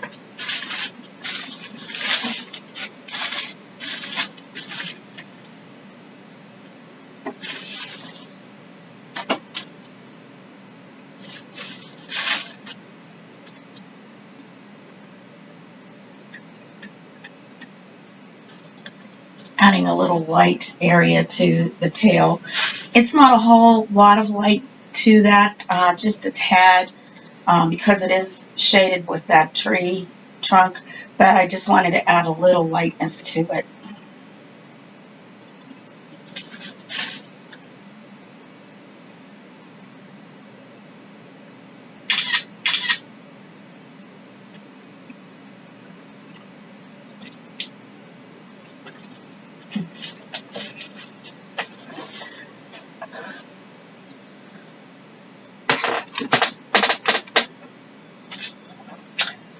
Okay, so I wanted to hone in on that so you could see it a little bit better.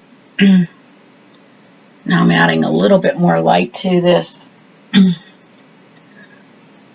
because there are various degrees of light and dark throughout his fur. So, and I'm still using that filbert.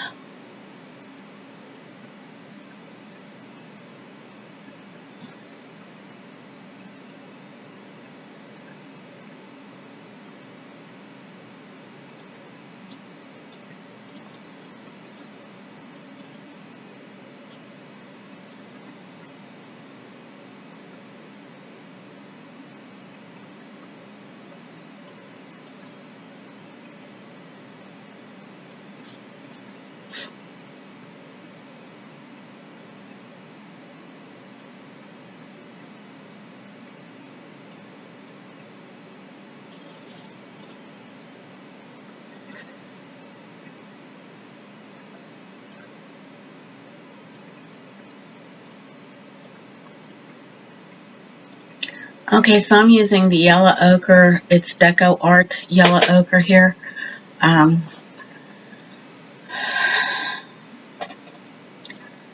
Wanting to put some of this in, I have no idea where. I guess in his head. I'm trying to get a decent feel here, a look where you can see some of this, and you can see that his face needs a little bit more work, and around his muzzle area. Also, he needs a little bit more hair throughout his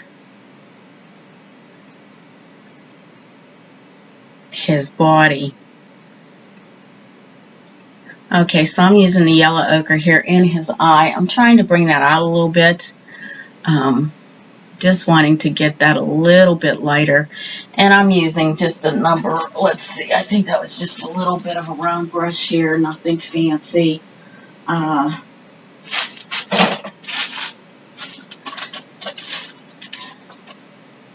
believe that was just a shade, a zero, number 0. You can use that. You need something really fine to bring that out. So that's 0, number 0, and one of those short grip. And let's see, I think that was actually a little bit different. Let's see here. That could have been actually what I was using here was a number 1 synthetic round brush for that.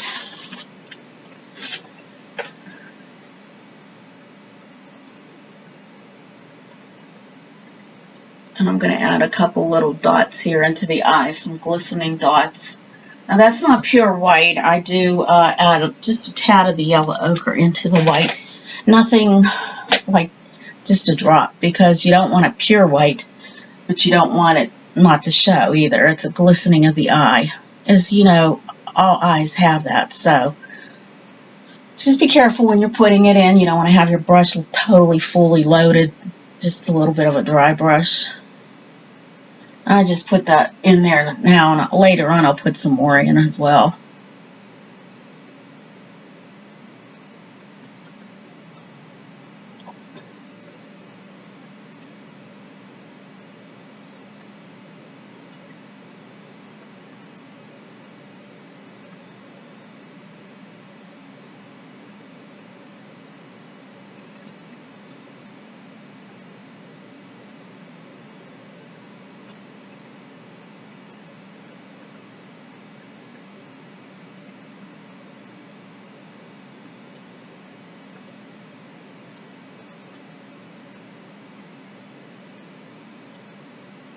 Okay.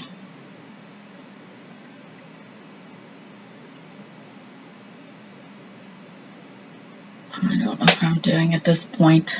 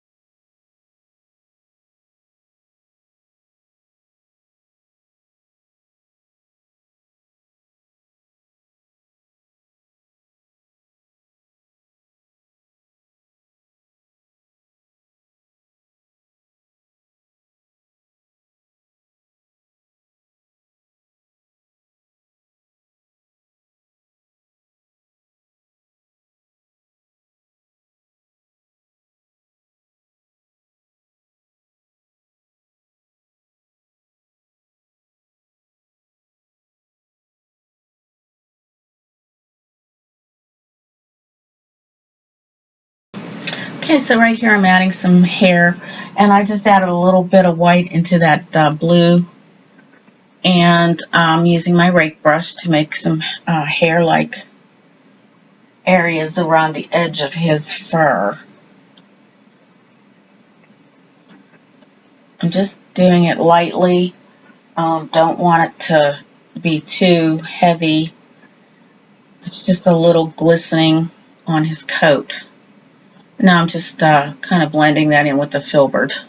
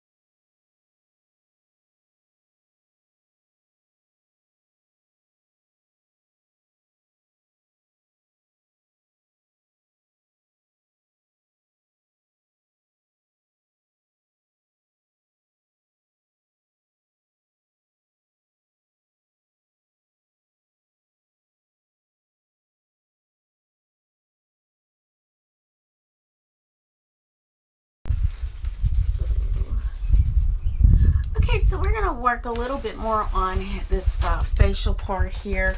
I am still going to be using my rake brush, and I am going to wet my brush a little bit in my water and go directly into my white. I do want to put just a tad bit, just a little bit of that shade that we mixed up with the white, yellow, and I think it was the burnt sienna. Just a little bit in there, and as light as possible, but not exactly white. And I'm going to paint some of those little streaks right in here, and I think I probably need a little bit more water into that. Need it as light as possible here. I want to get this to look like hair here.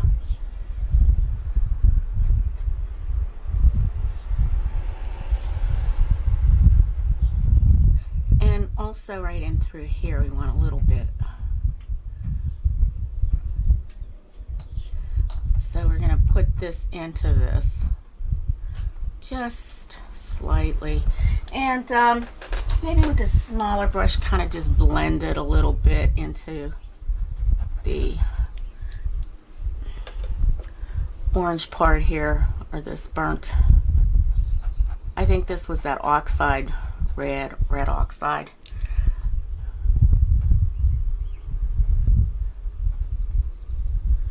Just kind of make it look like hair.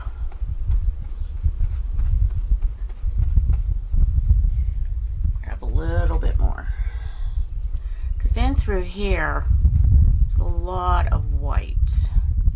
It just is very white, but you still want this to look kind of fuzzy, you know, just lightly.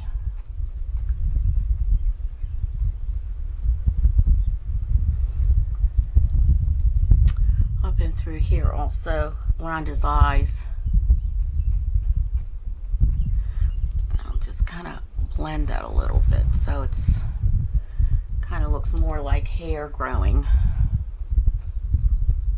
You can turn this sideways also, you know, just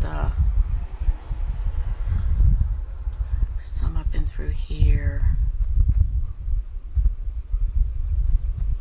Maybe even around the ears a little bit, just to make it more looking hair-like, you know. Just kind of blend it in. Blend it in. Okay, this kind of comes down this way. A little bit longer.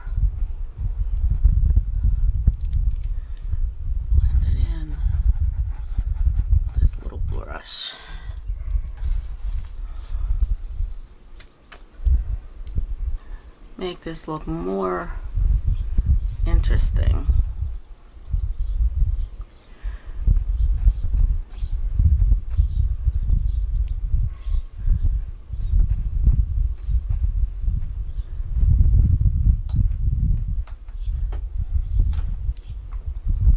There's a lot of this up and through here. This brush holds quite a bit of the white, which is kind of nice because then you don't have to keep loading it.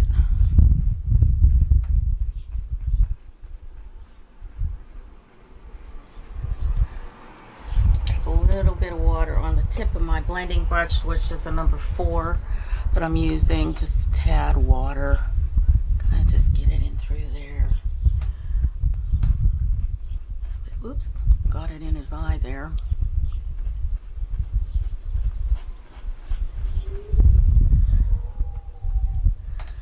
Then there's just this little bit of something that comes down through there.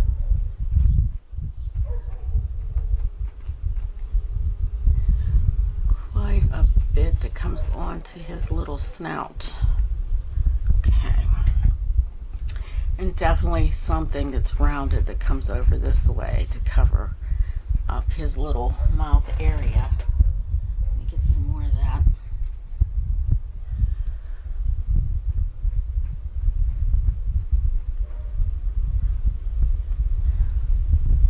And right in through here we've got like little hairs.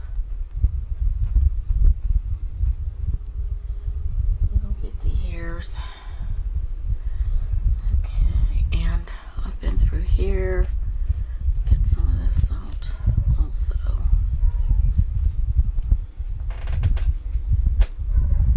These rake brushes are great for putting the hairs in.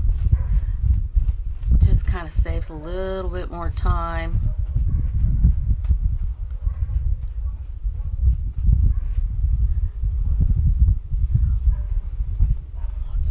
Here.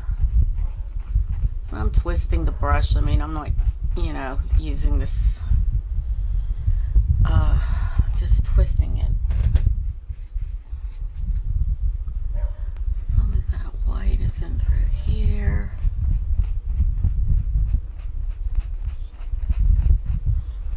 Some is in there. It's all through here, like, you can grab some of the, that real pale orange shade that we put in through there also, and grab that, put that on your brush as well, and then you can like add some of these too in between, kind of like have it more realistic. Definitely some over here. It's a highlight, and of course here. Get more of that. Add a little water to it. I think it'll help to add a little bit more water to it. Let's see here. I'm gonna go this way. Have that darker showing through, and just this is like a little highlight on top of it. We want to blend it. Just blend it a little bit.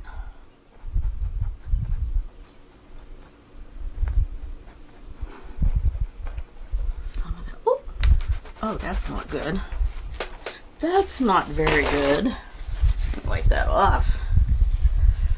Get that before it sets in there. We can add more of the other color in. Okay, and some of it in through here. It's also up in here. It's a little lighter. Tap it in, tap it in. These can go in different directions because, you know, hair is going to do that. It's not going to be quite light. I'm going to get a little yellow on my brush, mix that in with that. Add some of it here because it's sort of like a golden shade here. gold through that. Even in through here, is there a little bit. And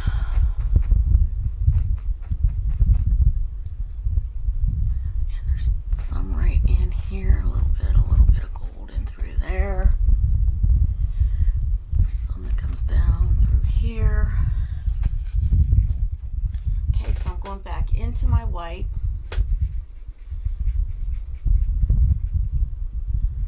Add a little water to it.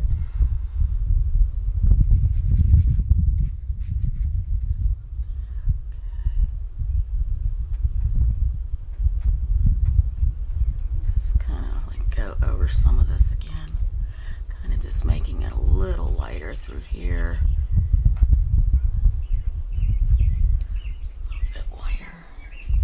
Very white in through here, and through here, especially right in here. It's very light around the eyes.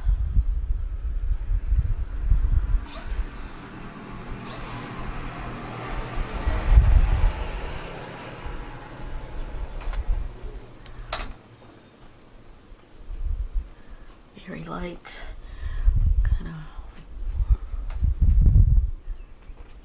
Okay, especially white in through here. It's kind of very light in through here. Okay, just draw around here, comes down that. All right, so what I want to do now is I'm going to grab some of my pure oxide red, get a little water, blend. Okay, just kind of like make some of those little strokes through here so it looks more like hair, for more natural looking.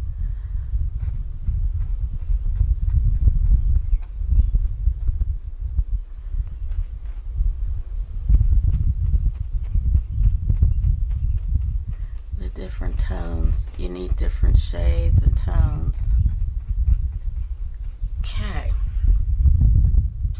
think he's looking pretty good. I still need to get more white light. So I'm going to add a little bit of that shade of red oxide into white. Kind of go up through here. Ooh, got too much paint on there. Be careful not to get too much on your brush, because then it won't work.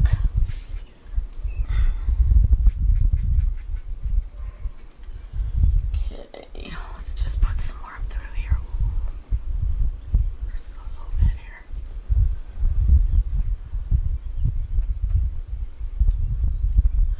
There's a lot of white into this area through in here. Just like lots of area through that. Even into this yellow area, you know, like you're getting some of that highlight. There's quite a bit of white in through here. Just tap it in. Just tap it in. Make them go different directions, because hair is like that on animals. Goes in different directions. Just kind of like feather it in. Okay. Let me rinse that brush out. Get some more paper towel here.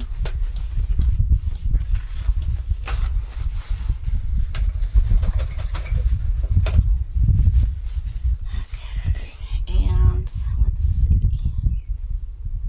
I want to get some more of this mixture with the yellow and the oxide. Kind of putting it through in here some. Just getting those little hairs, making it look just like hair. Like he's actually has hair.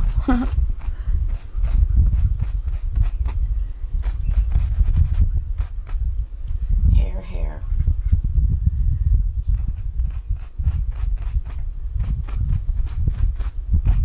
There we go. There we go. All right, so some of this right in through here is also lighter. So let's get some more of that. And right in through here, we have some white. Just a tad, just a little bit here. Kind of just going up into this area.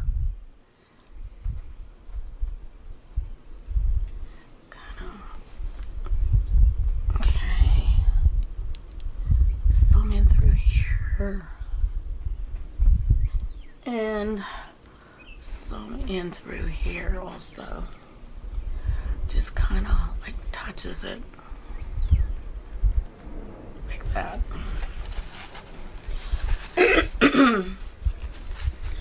Now, there's a little bit of darkness through there, so I'm going to grab some of my Payne's Gray.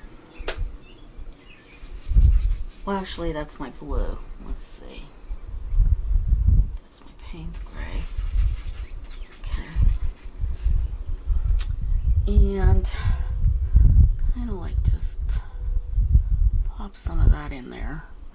Right in here, it's a little bit darker, so I'm just going to kind of get that a little darker. Same in through here. It's just a little bit like a shadowy effect. Let's rinse that out. Grab some white. Just pure white. And kind of like get that to go over that away a little bit. And this also a little bit. Just have that showing through there like that. Actually, I want some of this coming down also. And it looks more like his lip. Okay. Because he's got some things that are growing out, whiskery things. Okay, so I'm grabbing some of that blue. That, I use this one here, if you remember. It's Indian Therine. I don't know exactly how you say that. But we are going to put some white in that. And we're going to give our little friends some hair going through here also. Just tapping it in, tapping it in. Tapping it.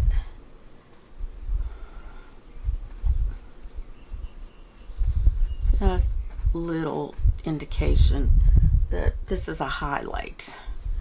Highlight on him or her, whatever this might be. Blend it in some. Some straight dark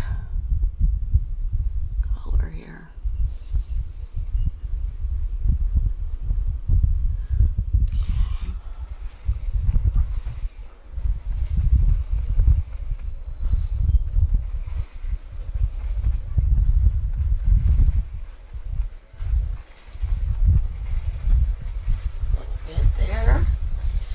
Also over here, we are going to also put that around this part.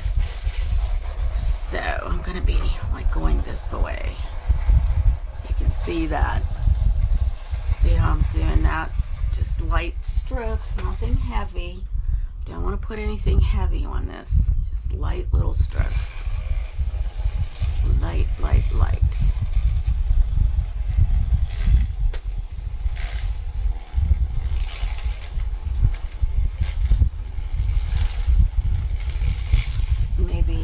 Little bit more white could help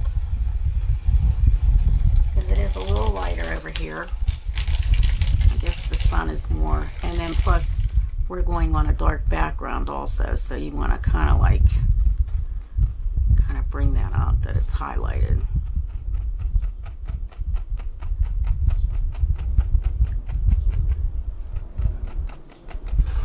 Oops.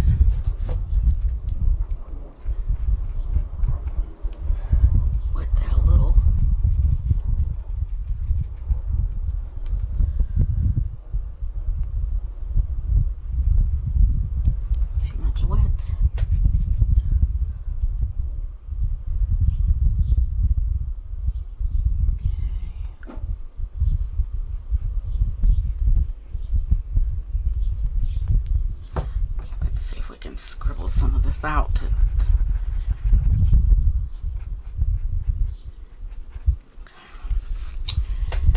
Not so great here.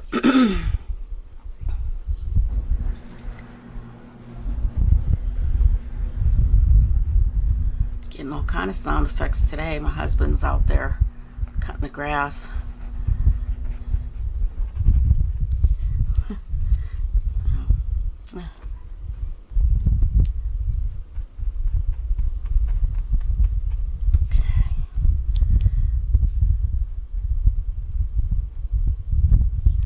Just tapping it in.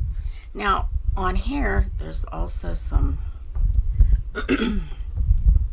little indications here that this is his little foot. Just gonna highlight that a little bit. More highlight right here. Comes down on his little toe. Same with this one. A little bit more highlight in there.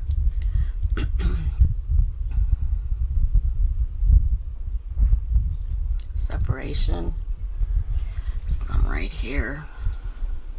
Okay. Separation a little bit. Just highlight some right here. And that little toe. Just kind of blend it, blend it, blend it, blend it.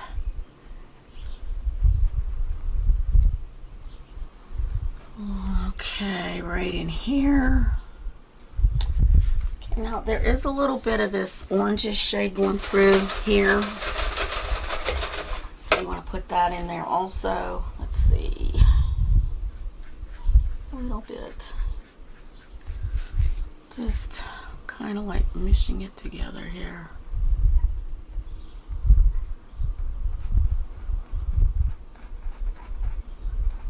You want to see those little bit of... Okay. Okay, so now I think what we're going to do is just about finish this up. We are going to make some nice little whiskers on him. And I'm going to use my little detail brush, if I can find my detail brush. Details, details. Here we go. Alright, so my card became full. I'm not sure if you got some of this. I highlighted this area here to make it look more furry. I'm going to go back into my blue shade here a minute. I just want to kind of get some things that look like hair, that it doesn't look so like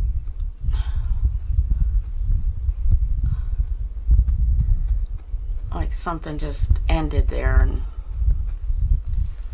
I want to get that a little bit better.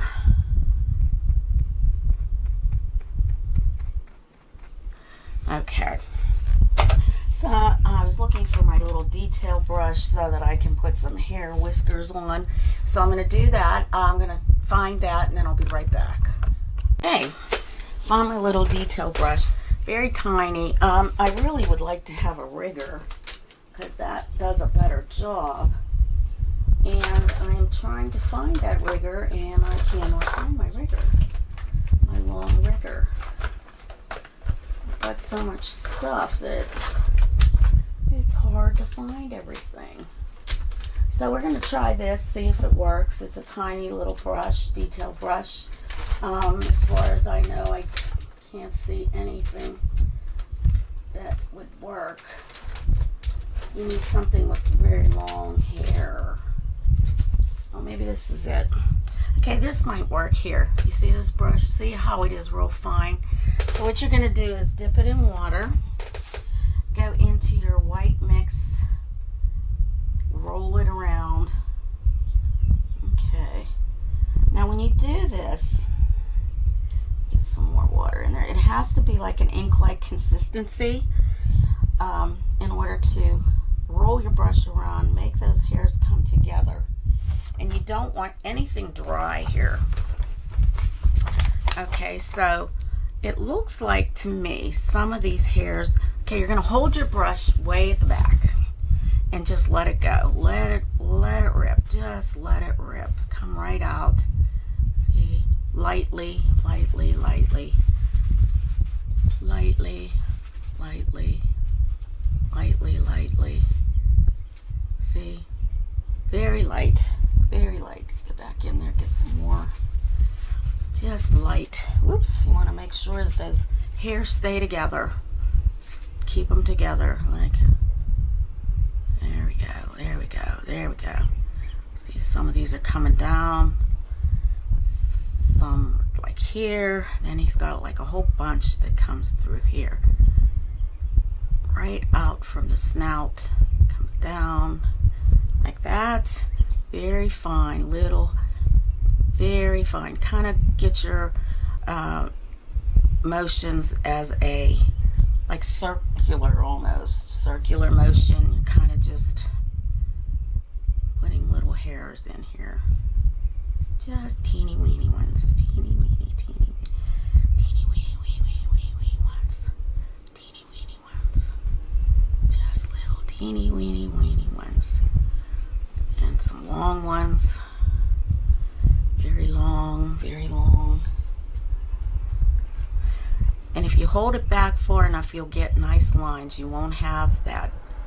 So there we go. Oops, I think we're done here. That one might be a little goofy. Sometimes it gets goofy, but that's alright because nothing's ever perfect. And I want to put a little dot right here. Little dot right in his eyes to give him a little bit more highlight. And here, we've got these here. Okay. Kind of make it a little bit highlight there. There's a highlight right in here. He's got quite a bit of a highlight right in here and here. So you want to get that highlight. He's got lots of highlights in his eye there. Okay, and while we're doing that, I'm going to clean that off, get some of my black, because when I put that one thing in there, if you noticed, I kind of went up over this part here. I don't want that. I want that to be nice and dark here in between that highlight. Same here. It should be very, very dark. Dark, dark, dark, dark, dark, dark, dark, dark.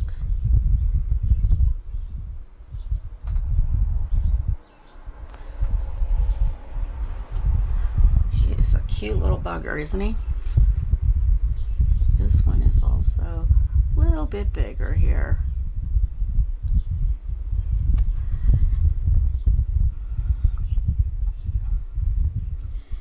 And just round this off a little bit more for his nose.